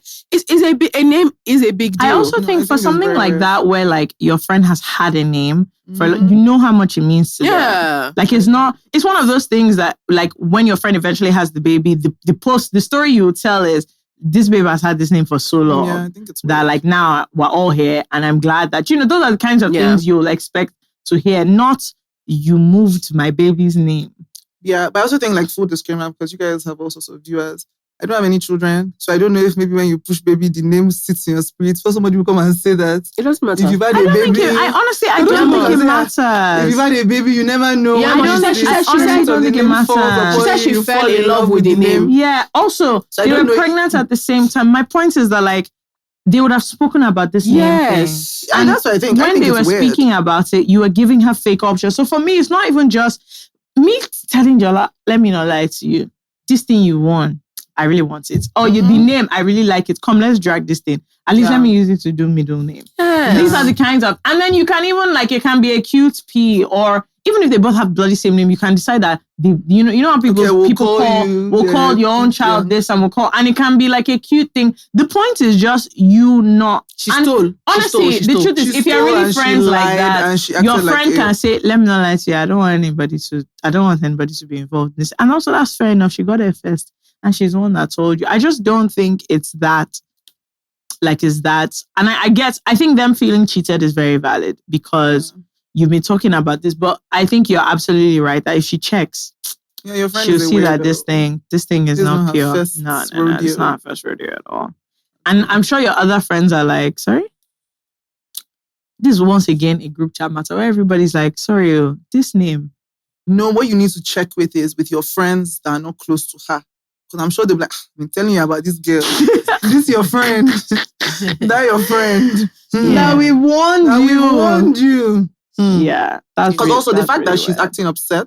Yeah. That you didn't engage with her post. She's probably one of those friends that does nasty things. And then things that you just forgive. Yeah. And it's not like, So that I'm sure her telling her that, oh my God, I fell in love with this. She thought that would be the end of that. And everyone will be like, oh, okay, cool. That explains why you stole my dream name. I just think things are weird and they don't have to be. Yeah. I think they have to be. That's a deep thing, Sha. I think they have to be. If you move like this, things have to be weird. Sorry, it's really. If she had said this, she was like, I've never had any. Let me know, like that name is so. That name is sweet. She will share it. Don't. Which one is you're lying to me? You're being coy. And then you now did announcements. You're trying to bully me. And then you're waiting for me to just accept it because that's you and your baby's business. Let me not lie to you. Just not be the godmother. No, I'm not. I'm not doing it. Okay, up next and finally is FK's purse. Lovely. Who says, hey, Jules and FK, amazing work. I apologize if this is too long.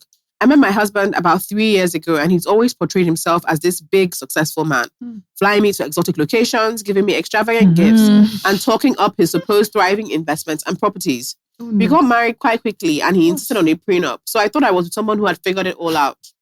Recently, I got a call from the bank about urgent loan repayments. It was surprising because he's always managed our finances and I trusted him completely. The call made me suspicious, so I took a long look at our joint accounts. Everything red. I'm talking maxed out credit cards, unpaid loans, and overdrafts I had no idea about. When I confronted him, he admitted that he's been drowning in debt for years, even before we got married, and confessed that the expensive occasions, luxury gifts, and even stories about property ownership were all fabrications. And he's been borrowing money from business partners, friends, and his family members, all without telling me. He said he did it because he was afraid I'd leave if I knew he wasn't as successful. The irony is, just last week, he bought me a designer bag, some jewelry, and even booked an expensive venue for my upcoming birthday bash. I do not understand why he's still spending like this when he's in such deep financial trouble and can't make sense of it. I have a job that pays 5 figures in pounds, my own investments, multiple properties, and a well-diversified portfolio and savings. When I brought up the idea that selling off my property in Netherlands would pay off most of his debts, and maybe more, he shut me down completely and got defensive and refused my help. He even left our home for a few days as if throwing a tantrum because his ego couldn't handle the idea of me stepping in to fix this mess. It was like he'd rather keep drowning than admit he needs support. Frankly, I'm torn. On one hand, I did enjoy the lifestyle he created, even if it was built on lies. I come from a well-off family, and I've always known that being financially secure is important for my peace of mind. And I can't see myself living without a certain level of comfort. It's just a non-negotiable part of who I am. On the other hand, the constant deceit and his refusal to accept my help makes me question if there's any solid foundation left of our marriage. I'm seriously considering divorce because I don't know if trust can ever be rebuilt after this level of betrayal. My sister's friends and even financial advisors are urging me to leave before I get dragged even deeper into his financial mess. But a part of me can't shake the guilt I feel for wanting to walk away. Is there a way to save this relationship after so many lies? Or is it time to accept that this marriage was based on deception from the start and move on? Oh, I feel like this kind of betrayal is quite hefty because it's not even just, okay, poor financial management, the debt, it's the lying. And the problem is you're seeing more and more the extent of lies. And then when you've confronted the lie, this person does not have the wherewithal to even say, you know what, I'm in deep shit. Like, I'm sorry I've put us in this situation. You know, this is my plan to get us out of it or whatever.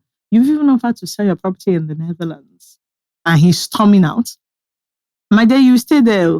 Where you've stormed out to, that's where you stay. So my problem is just a general lack of self-awareness in this context where it is this thing has happened and it is bad. You know it is bad. And now, like, she has not even said, you know what, fuck off. Why would you do this to me? She's like, okay, what are we going to do? And even in that, you're throwing a tantrum, you're walking out. I get shame and all that, but like, he's not even giving her something to fight for at this point. And that's my own issue that like what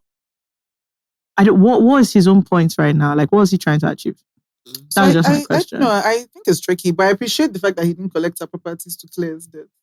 Like, I don't know. And it's not, for me, it's not even about the property. For me, it's about like this thing where you're now upset. You're now upset and storming out. But for what? I think my thing is like, clearly this isn't someone that has good financial management.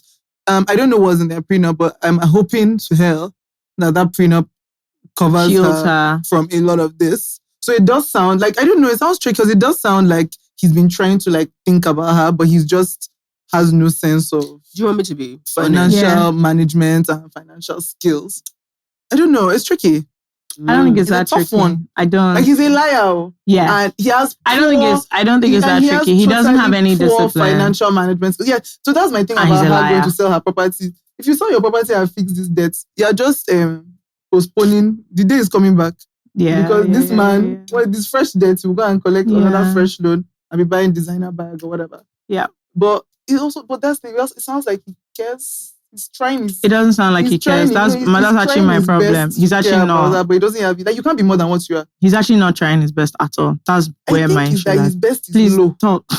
Like, you can't be more than what you are. I think she comes from she's well off personally, and comes from a well off background, and she meets this guy who also seems to be on the same page, only to find out that he's in like a shit ton of debt. And when she asked him, he said his fear was that she would leave him if she found out. He didn't have all this money. But she actually didn't. She didn't. And her first instinct was, okay, let's get you out of this thing. Mm-hmm. You know, she was shocked about their joint account.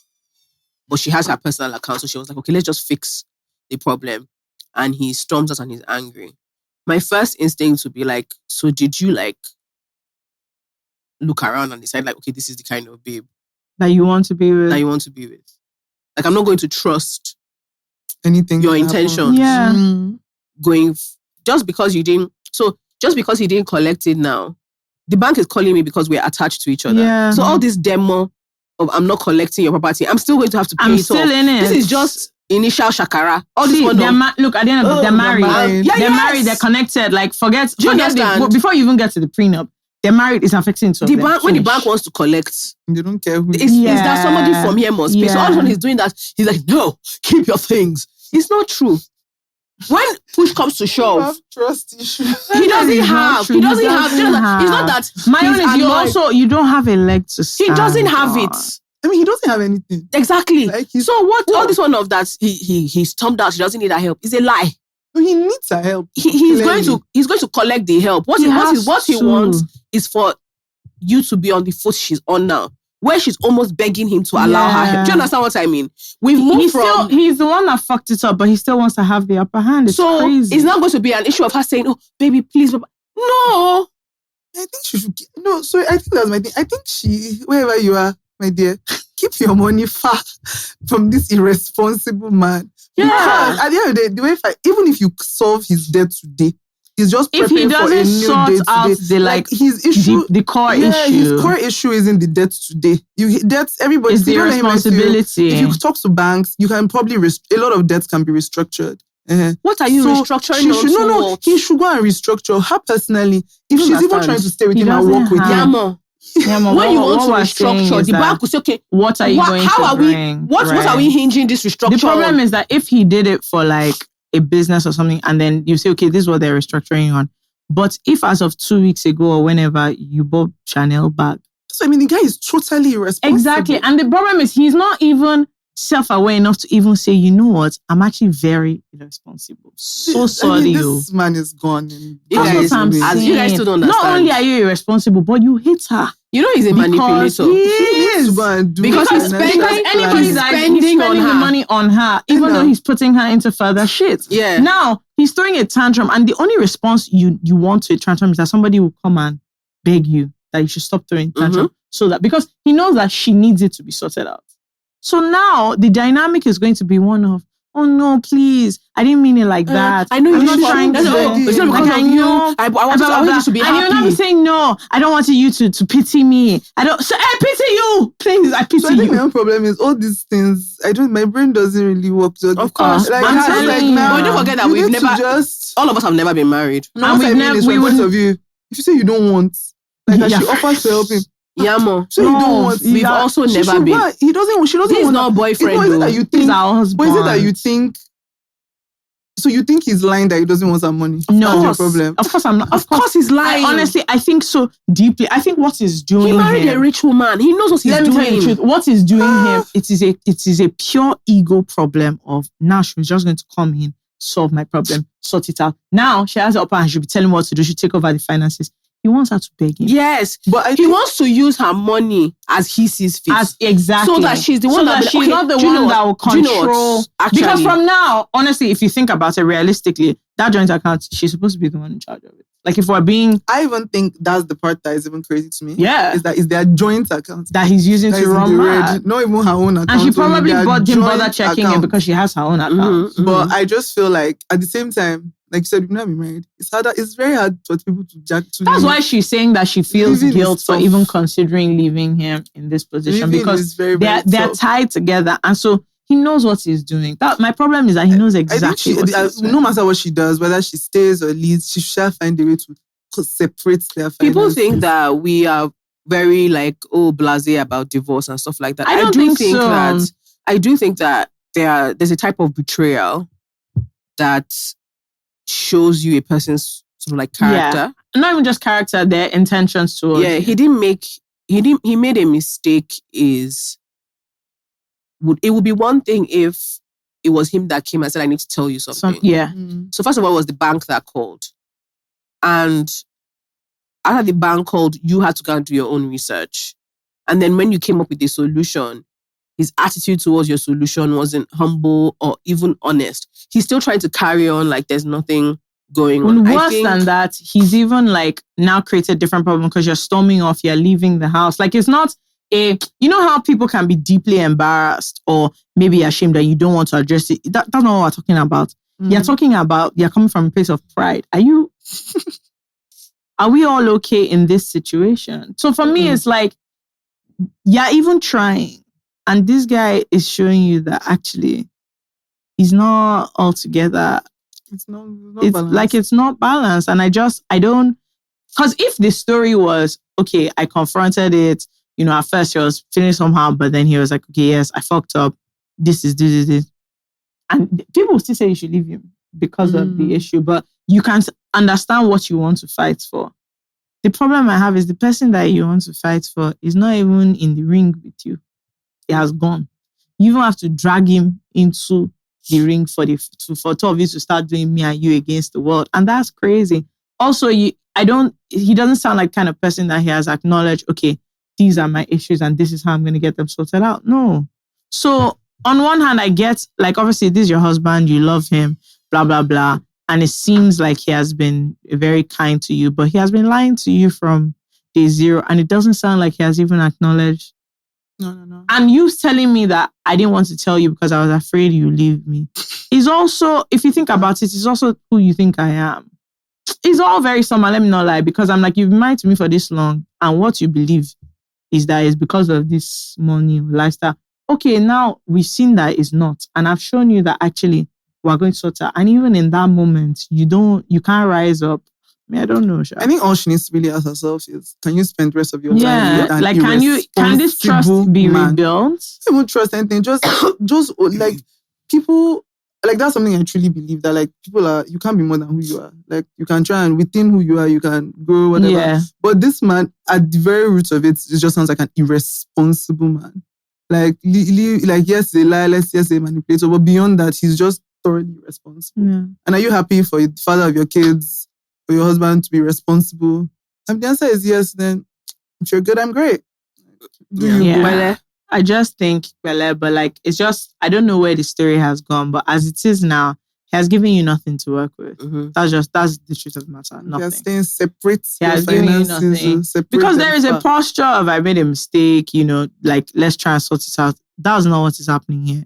And so I don't then know what you do with that. It's the truth. Even when we matter. say separate your finances, it's not just that, like, is she now going to take on, like, micromanaging? Like, did he actually whenever pay you the want bills? to spend any money, did he pay the bills he said he paid?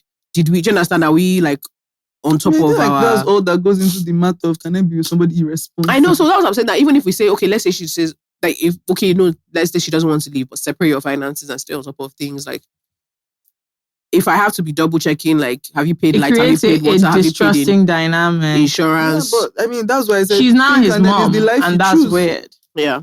Because if he has to be like, oh, hey, I need permission to buy this, you're creating a different dynamic that's very silly. My own point is, if at no point he's not going to join you in finding the solution, I don't know. Unfortunately, you are in a position where you want to fight for this and the other person is simply not engaging. And it sounds like he's just not engaging with the problem at hand. Like he just wants to run off and like not engage with it, which is not realistic. This man doesn't have critical thinking. No, he doesn't. He doesn't have at all. He doesn't. And that's okay if that's your man's and you love your man's and like the life you their choose. love is good, but please let's. If it was you, what would you do?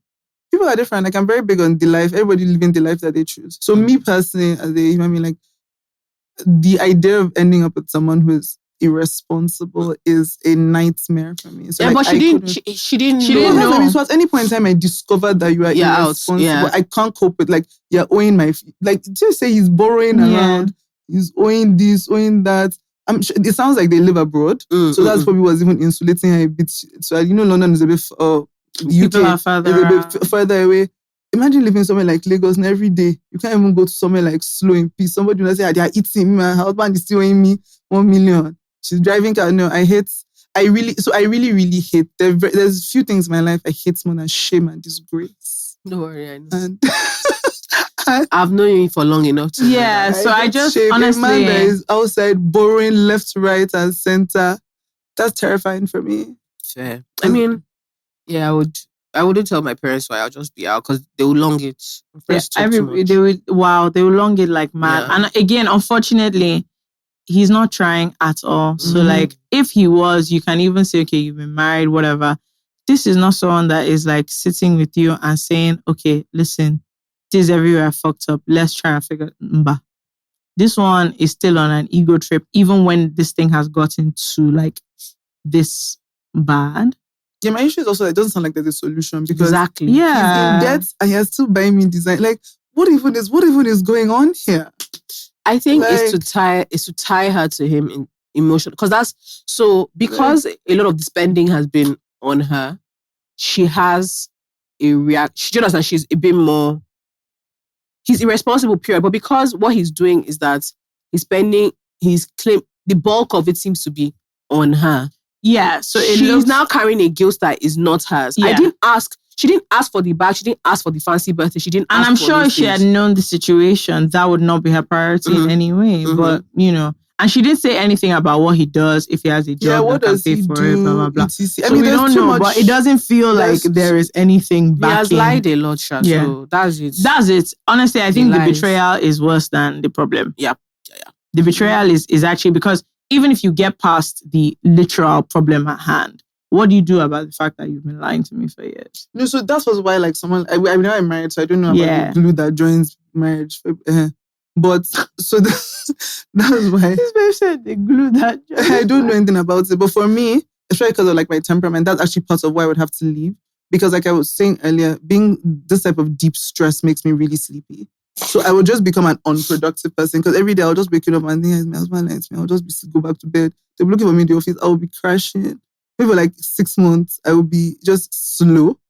I will just become totally unproductive. Like, this sounds like a terrible situation. It really is. To be in. It to be really honest. is. Good luck and sorry, my dear. Honestly, I'm really sorry because that she's now saying that she knows the lifestyle she likes. I'm sorry But that she we can also maintain have it. Compromise. No, what she's saying is that she can maintain her lifestyle. That what she's saying, This that somebody part of that it- has her own That's the portfolio. point. But she can maintain her lifestyle. yeah, but part of the it is that problem. if she stays with him, given the fact that she now knows he doesn't have property, he doesn't have that investment portfolio he claimed, he doesn't have the money he claimed.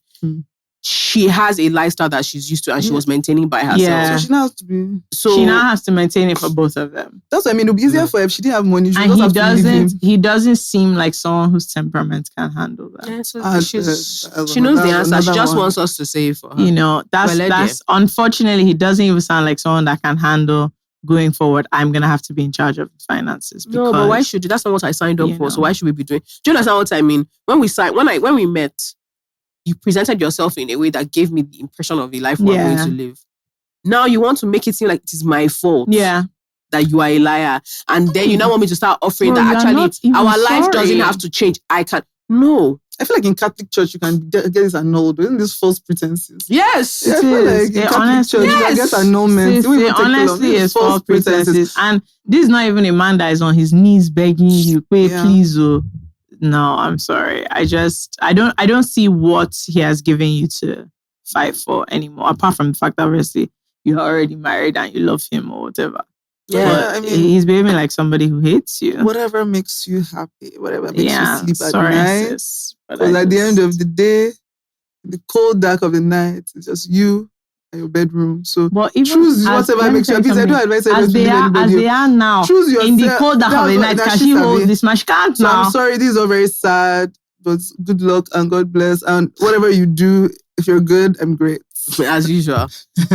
I said what I said. I told her to divorce her husband. Quick I'm question. just, I don't know.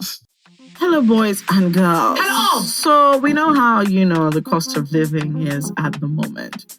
We are all looking for money that can come in. So if you want to, make a little bit of money, you don't want to stress yourself, you can put your money into Bamboo's fixed returns. Yep. Where you can earn up to 8% per year in USD. Yeah. That is United States dollars. You also don't have to be anxious about putting your money down for an extremely long time. You Yes. can put it for 3 months, 6 months, 9 months, or a year, which is 12 months. Yeah. So like we said, up to 8% a year, you can save that money in Naira or dollars. Yes, you can. And if you're interested in what we're saying, you can click this link to get started. And get started, get into it. You guys will recall that my team won the challenge. So I'm so sure some of you have already jumped on this, but people on Jola to me are just learning about it. There's no problem. All right, Anytime you wake guys. up. Back to the episode. Bye.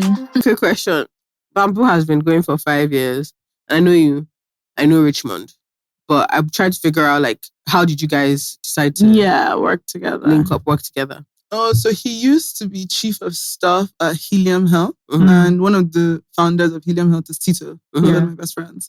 So it was just during that period where at the same time, I was working in a private equity firm Mhm. and I wanted to start investing. So I'd been learning a bit more about finance because I don't have a finance background originally. So I was learning more about finance. I was trying to get started investing, trying to get started in the US. And I was like, okay, buying US stocks sounds like a good idea because there's money there.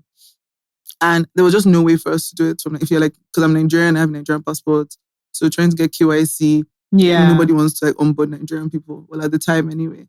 So we're just talking about it. I mentioned it to, like in conversation to Tito as well, mentioned it to Richmond. And he was like, oh yes, that he's also trying to do it. That he called one of the brokers, the bigger brokers at the time.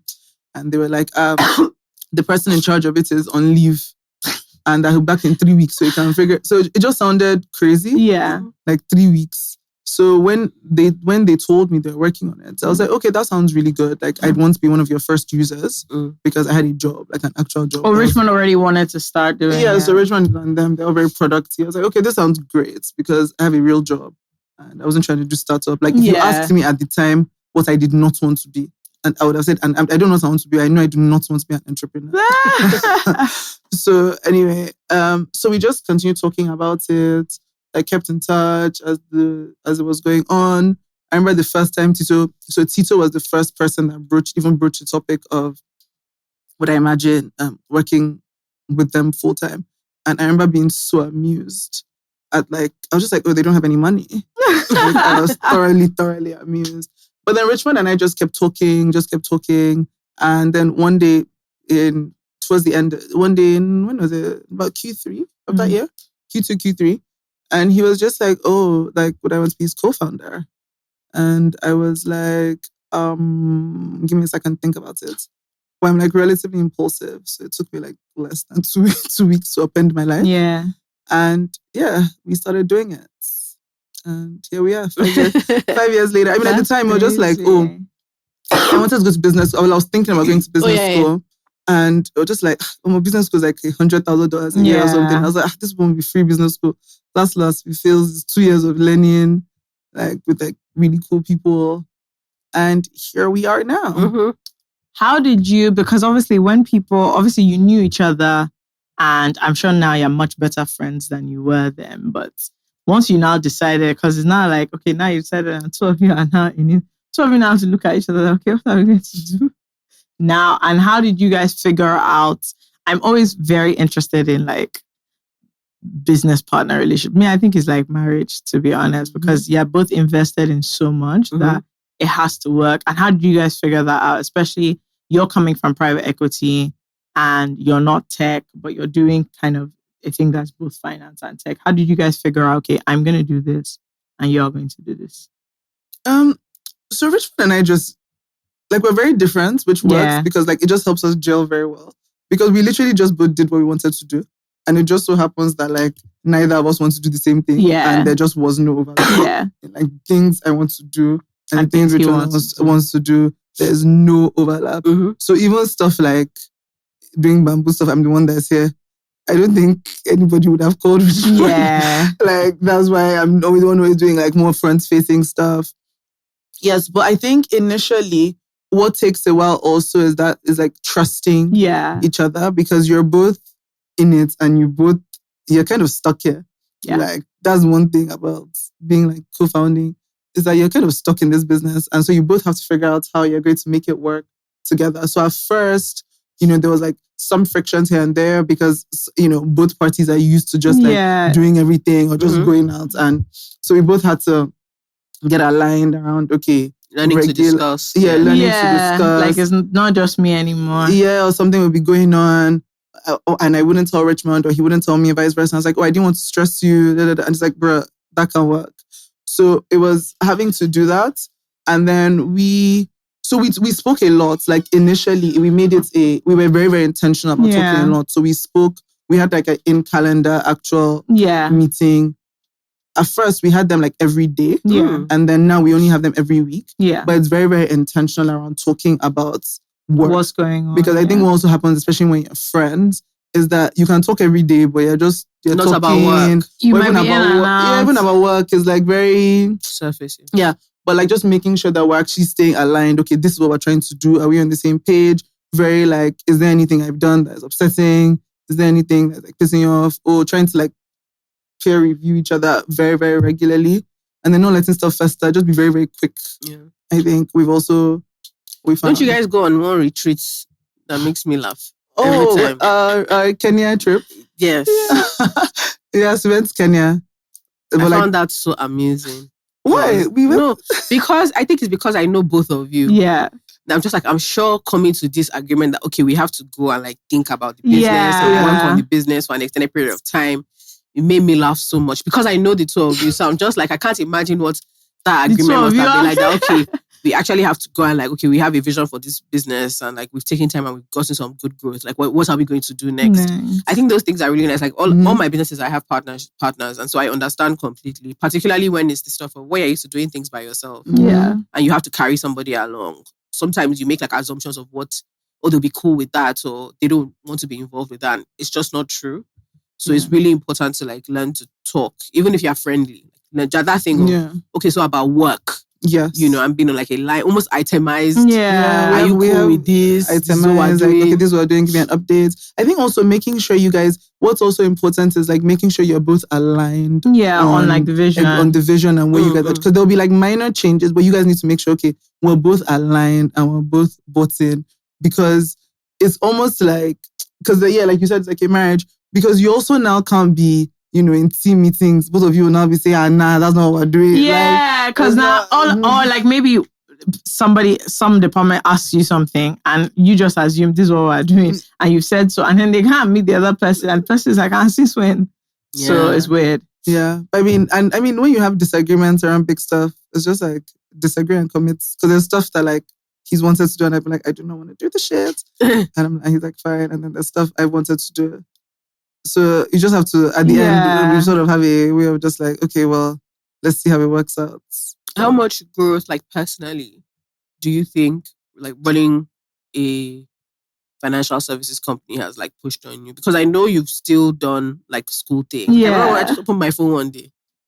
I'm like, which one is Yama's? What did you go and do? The ICANN? And what did you go? CFA. I was like, why do you still have time for exams? How did you get a CFA qualification? But I wanted to ask you like specifically about the intimidation of trying to start something big. Yeah. So starting a financial services app or financial services company is a big deal. And especially when you're young. Because how old are you when you started? 25. 25. Yeah. What are the, like how are the ways you think you've grown? Because some people might be intimidated in thinking of starting something because they don't think they have it all together yet. So I've grown so much. Like I'm looking at Ugo and it's actually hilarious. I'm looking at, because Ugo has also been with Bamboo since day one. We don't care about Ugo anymore. Oh yeah, we're fighting this. We're not talking to Ugo again. But yeah, so I've grown a lot. I think the first thing was around just starting. Like is why I always tell people who are trying to do startup, like I decided to do Bamboo, like I was on holiday somewhere, like when I said yes, like it's not even a story for a professional setting. Like it's just starting. I actually know. It's actually just starting. Because there's no good time to start. There's no...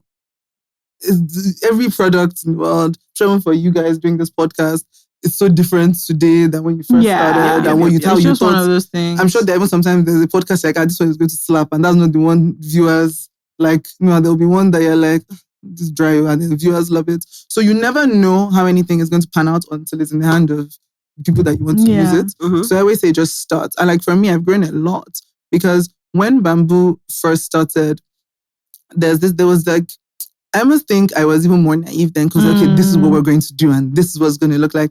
And very, very quickly, you quickly realized I had no idea what we were doing. But what was so helpful was talking to other people, especially like, more established founders. And like we did Y Combinator, which was helpful, and talking to founders. And you also realize that no one really knows. Everyone is figuring doing. it out. Everyone is figuring it out at all stages of life. And so for me, what I really, really learned, especially is like leadership in like being more careful when I speak. It's something I'm trying to like still get a lot better at, particularly. What do you mean? Do you mean when you're just explaining things, or in terms of like criticism, correction? In general, when I speak, especially within the team. Because I think for me, I was actually saying this the other day to my friends and they were laughing. Is I think because I started Bamboo young, relatively, and like a lot of my team is also like young. Yeah. I like actually sort of forget that like people think I'm their boss. It just kind of feels like their boss. Exactly. Yeah, I was going to say, you definitely are. Yeah, but like it's just like, oh, I work, we're talking, and then you just say like a random thing and someone has held it in their mind and they're thinking about it and they think everything you say is important. Yeah. And it's kind of like, I think it might be a good idea if we do this. I mean, bro, you can say it's not a good idea. It's not, it doesn't have to, we don't have to do that actually. Yeah. So it's being more like conscious around like people like take everything you say so seriously. Yeah. And then also just in like giving feedback and like giving correction, trying. So like it's something I'm still definitely working on, but trying to be more in like the way I speak. Because I think, especially at work, I talk very quickly. And I think like very, very quickly. And I think it's so important for people to be concise.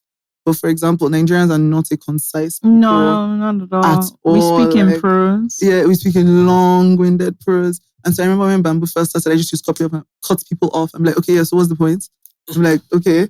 And so now I'm learning to like try and let people finish. I can imagine Nigerians just thinking, Yeah, and then I'm like, okay, yes, and like, why? And so now I'm learning to be a bit more like tempered and like calmer. But just generally, I think even across, just learning to be like a lot calmer. I think obviously within work and how you speak, but even in how you react to news. Yeah. Like a lot of stuff has happened in Bamboo. I remember the first time something bad or something I felt was bad happened in Bamboo. I was crying for days. If the same thing happened now, just like, sorry, move on to the next thing. So just being more tempered on both things, even for good things too. When we're expecting something that could be big, before I'll be jumping, before when we just as we're submitting, now I'm just calm until the thing has come, until it has materialized. So just that. So yeah, being more patient, I think, is another one. But for everyone, I think everyone should just start. I think no matter what you want to do, whatever it is, whether it feels big, it feels small, there's never any good time. And the second you start, the second you also begin growing. Yeah. So it's also being in that mindset of growth where you actually know that you need to continue getting better. And so reading more. I always say like people don't read enough. Like I think people should read more. It doesn't have to be like long books because I hate nonfiction. So I'm not even one to pretend that you should be reading startup guide. But there's so many articles online. Yeah. There's people that are smart on Twitter if you want to just follow their tweets. But yeah, as a leader and as a human being. I wanted to ask about like, because when I think about starting something like Bamboo, I think about the pressure of, I have a business that holds people's money. That like, and money is so, it's tense, is this and that. And so if there's any issue with my money, if it's going, and I'm just like, and you guys are growing and growing and growing, and there's more and more people. I wonder, like, do you ever feel that pressure of like, okay, the business we have, all these people's money is inside? Because honestly, whenever I think about all my friends that have financial startups, I'm just like, the worry of somebody holding my trouser. So I don't know if pressure is what I think it's just a responsibility. Yeah. And the responsibility that we don't take lightly. Yeah. So in terms of every single thing we do is because people's money counts. My own money is in Bamboo, my parents' money is in Bamboo. Yeah. You know. And so a lot of like what we do is ensuring that, you know, how we move money is safe and how we move money is secure. So everything is like bank level encryption, and like even me that runs Bamboo, I can't get into somebody else's account. Yeah. So there's one thing we're always telling people, please keep your password safe. Don't share your password. Don't write it down for other people to see. But yeah, everything. And also because we're regulated in US, regulated in Nigeria, regulated everywhere. There's like very, very high thresholds that you have to meet. But yeah, for me, it's a responsibility. I'm actually so grateful when I think about the fact that people actually put their money on this house that I built. And it's something we don't take for granted. What's been the most surprising thing so far about like building? I mean, at first it was just like people were using the app, like actually using the app and actually putting money. Like I remember the first week of Bamboo, I just kept saying, because I used to get, when I told you about all the like deposit receipts from Flutterwave.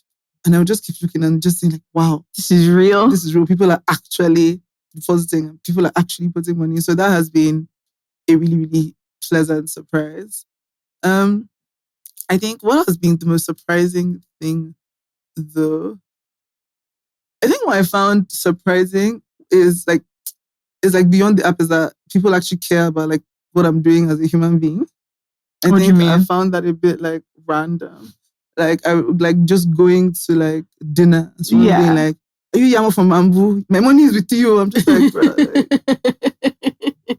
Like Nigerians are so interesting. But like to be fair, that's kind of like I remember the other day I was at, funny enough, it was Flash Up. I saw a bank MD and I was like, "You open your app is not working."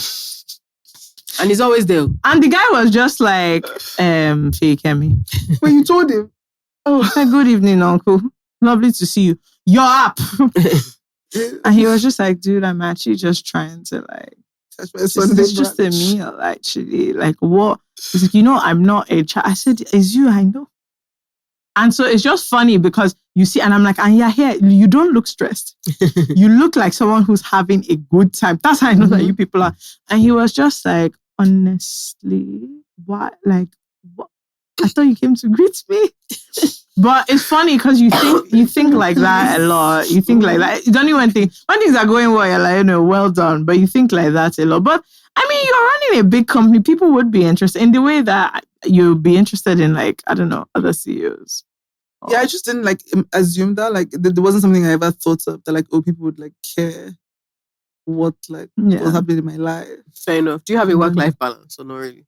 I think I do. I think I have a great work-life balance. I think. Like, so what I do now, because we're fully remote, I just try and like work. So I really like traveling. Yeah. So I like try to travel a lot. So I just work where you're traveling. Just work from wherever. Mm-hmm. That's fun. Just work.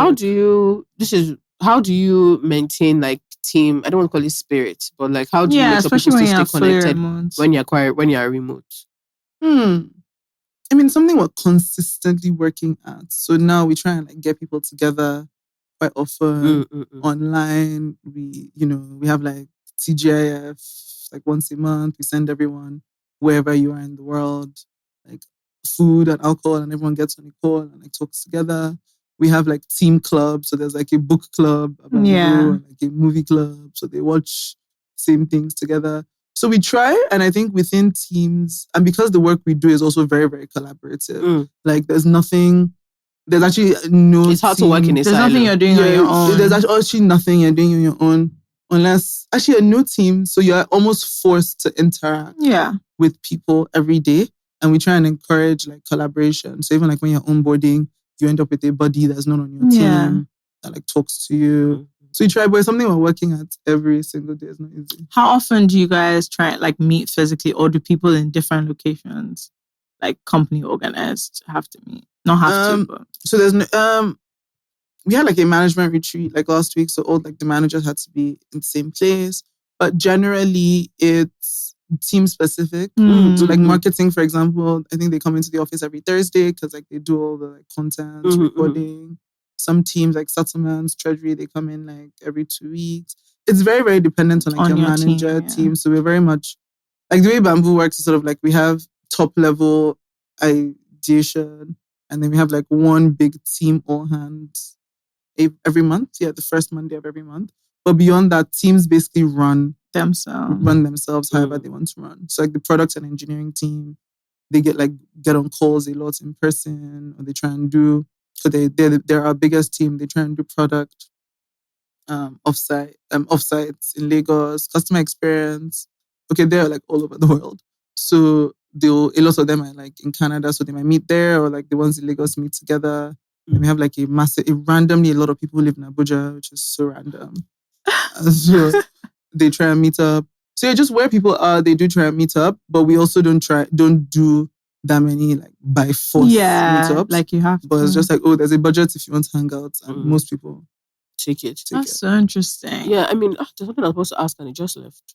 I have one. Okay, go ahead. What is it like? Because obviously, so I was talking to one of my friends about this who is running a big startup, and we were talking about like, it's not even a case of hiring people you know, hiring your friends, but obviously you're hiring young people who are in like similar situations to you. And she was just like, is it me or is this thing just completely bizarre? Because she would just be like, this somebody that I went to school with and I assisted in front of me. It's not bad, it's life, but she's like, man, deeply awkward. Do you find anything like that where, because obviously you're working with a lot of young people and eventually as you're growing, you're going to jam either people you know or, you know, and so it's like that whole thing of now I'm seeing my friend in a work setting. I'm like, okay, this is how you talk when you're a serious person. Do you ever find anything like that when you are bringing in people and now you have on your team people you know or people you went to school with or any of these things or your friends? So we've had like a few with younger, like my sister's friends have worked there. It was relatively fine. I haven't worked like directly. I think it's been like relatively fine. Yeah. The only time, I mean, there's someone, but not someone I went to school with, someone I know in like person. She's like a friend of a friend that came to work at Bamboo very briefly. That was a total disaster. Ooh. That did not work out. But it's not awkward. Like I think, like our goal at Bamboo is try to hire like the best possible people to do. So our whole thing that we say is we're trying to do amazing amounts of important work. So if you're great, then please come along on the journey. Have you ever been intimidated? So, like obviously you started quite young and then you're working and you're building. But as the company is growing, from the beginning, because it's a financial services company, you are hiring, like you start hiring more, you start doing more mature hires, people who have worked in like very specific sectors for like a longer amount of time. And I wanted to ask, particularly when you're a young woman, do you ever feel like, okay, this is now this is like mature people. You know what I mean? Like when you're making a hire and the person is like, oh, I used to work at CBN or I used to work, and even you are now wondering, so what question do I even want to ask this person? And even if I want to ask the question, how do I know what the correct answer is? So I think for hiring and for interviewing in those type of scenarios, my thing there is just to talk to them about whatever role they're doing. The problem I have in that role, talk to them about it and see if they can help me solve my problem. So that's actually how I treat like hiring for those kind of roles. Because those kind of like people in general, those are people that can boo you. And then the interview will now be mad. Then when they start working, zero. So you want to check quite early whether these type of people are actually problem solvers. And at the same time, we also do like culture interviews to check whether how do you do this? Like, what would you? What's a culture? Yeah, what is a culture? What's a culture? Because a lot of my startup friends always talk about culture, and I'm like, man, I'm in a very different business. So, what is a fit in the culture and the factory is very different from because it's not vibes. Like it's just different questions. Like trying to like find out, just trying to find out literally like more about you. Yeah, like, what is important to you? Like, what are your goals? If you're actually a problem solver. Yeah. I always ask people like if I asked people who worked with you, what would they say is the best thing about working with you and what would they say is the worst thing about working with you? And one guy was like, nobody that works with me has any problem. They will say there's nothing wrong. I'm just like, really? Like, sure, this is probably your problem. I was like, sure, really? Yeah, probably like this is that's what makes me laugh. Or when issue. people say stuff like when you ask for like your weakness. Your weaknesses, I work too hard. I was like, I'm a perfectionist. Or like a question I also ask a lot is, and please, if you're watching someone's come apply to Bamboo, there's no right or wrong answer, so don't try and create an answer for it.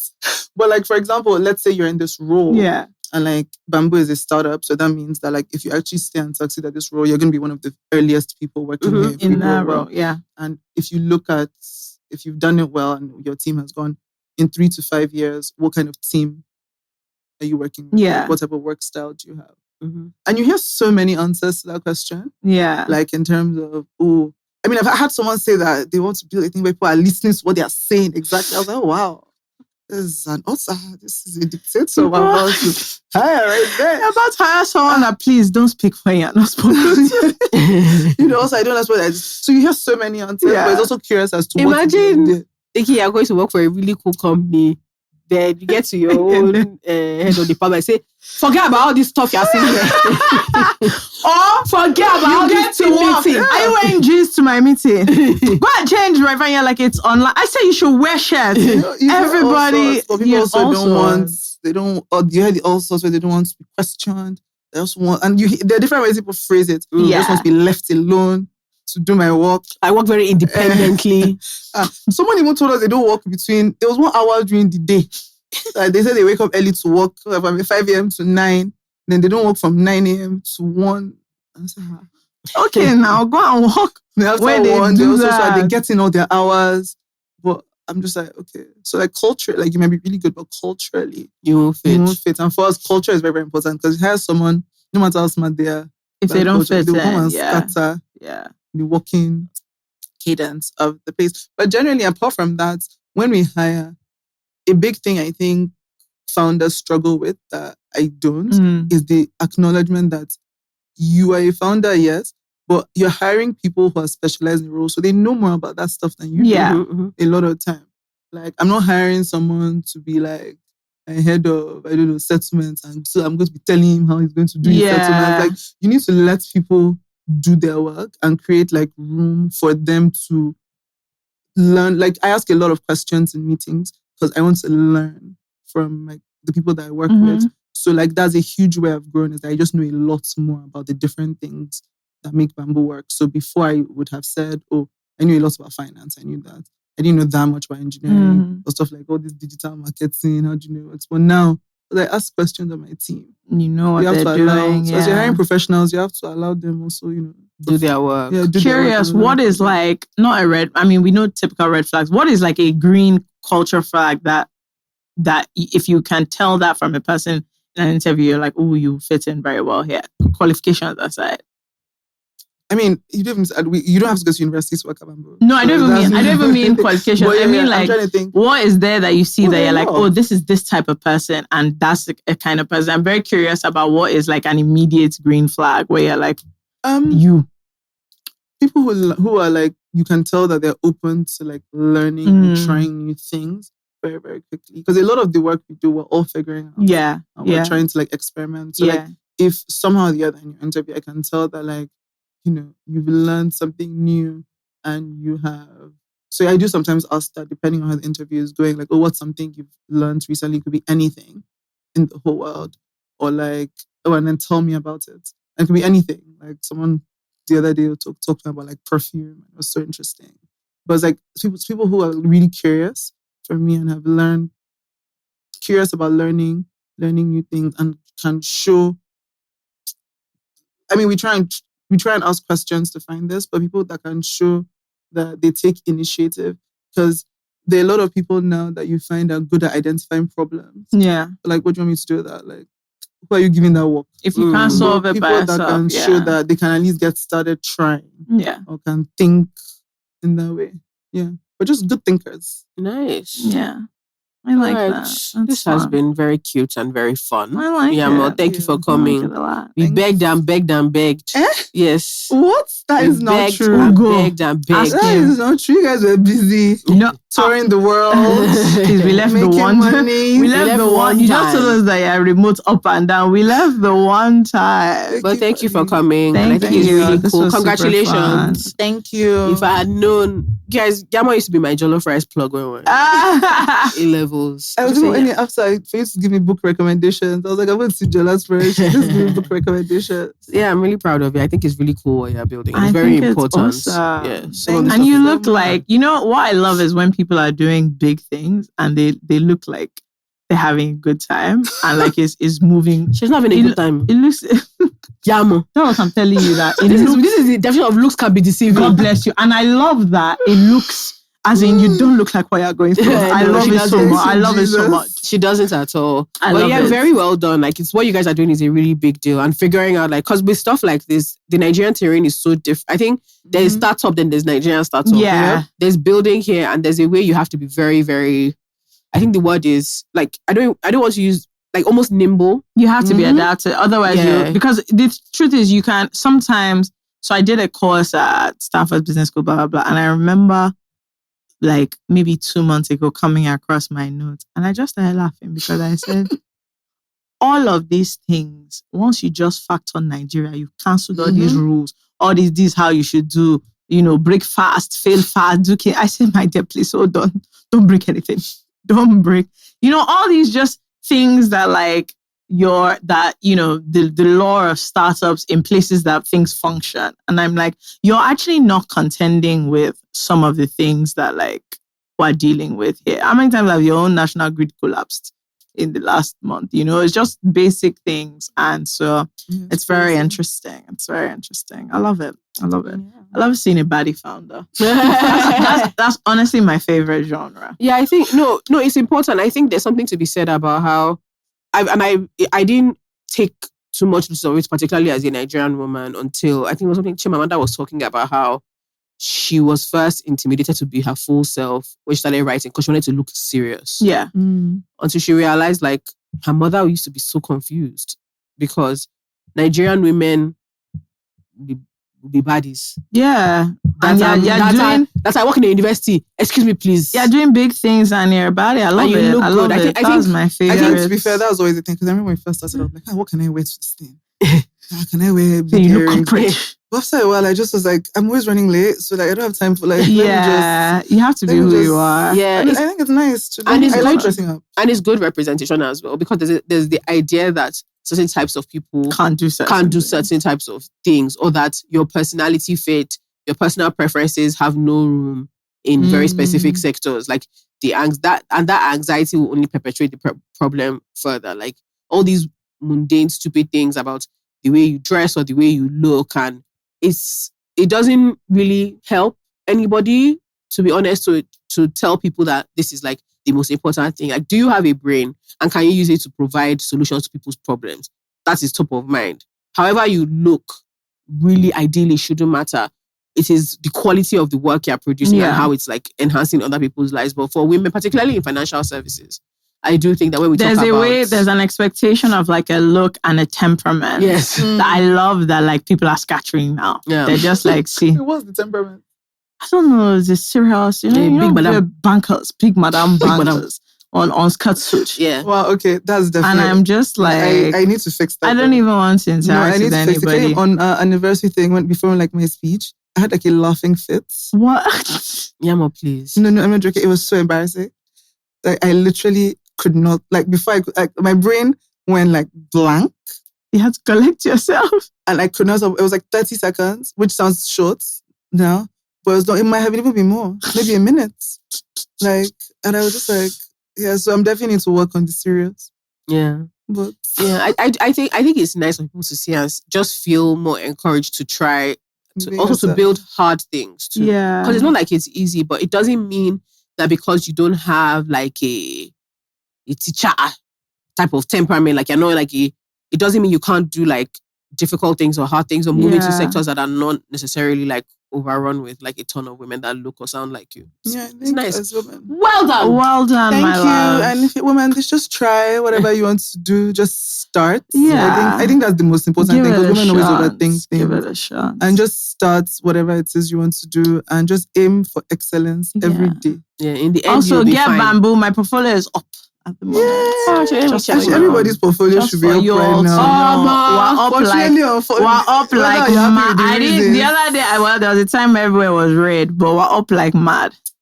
Yeah, America has done its thing. No, so America, everybody. I hate who they voted for, but everything went up. Yeah, can't be mad at it.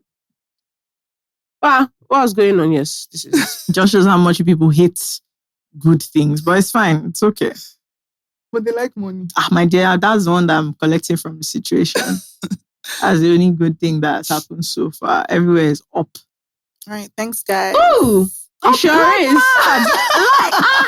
I said, what a wow. This is a crazy one. Everywhere. In the aftermath. Everywhere. I've never, so far, everywhere has never been up. Okay, everywhere. I made one error. No. Everywhere is up.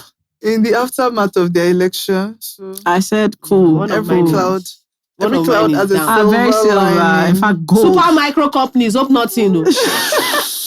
I hope nothing. You can't see what you're... Okay, sorry, we're up.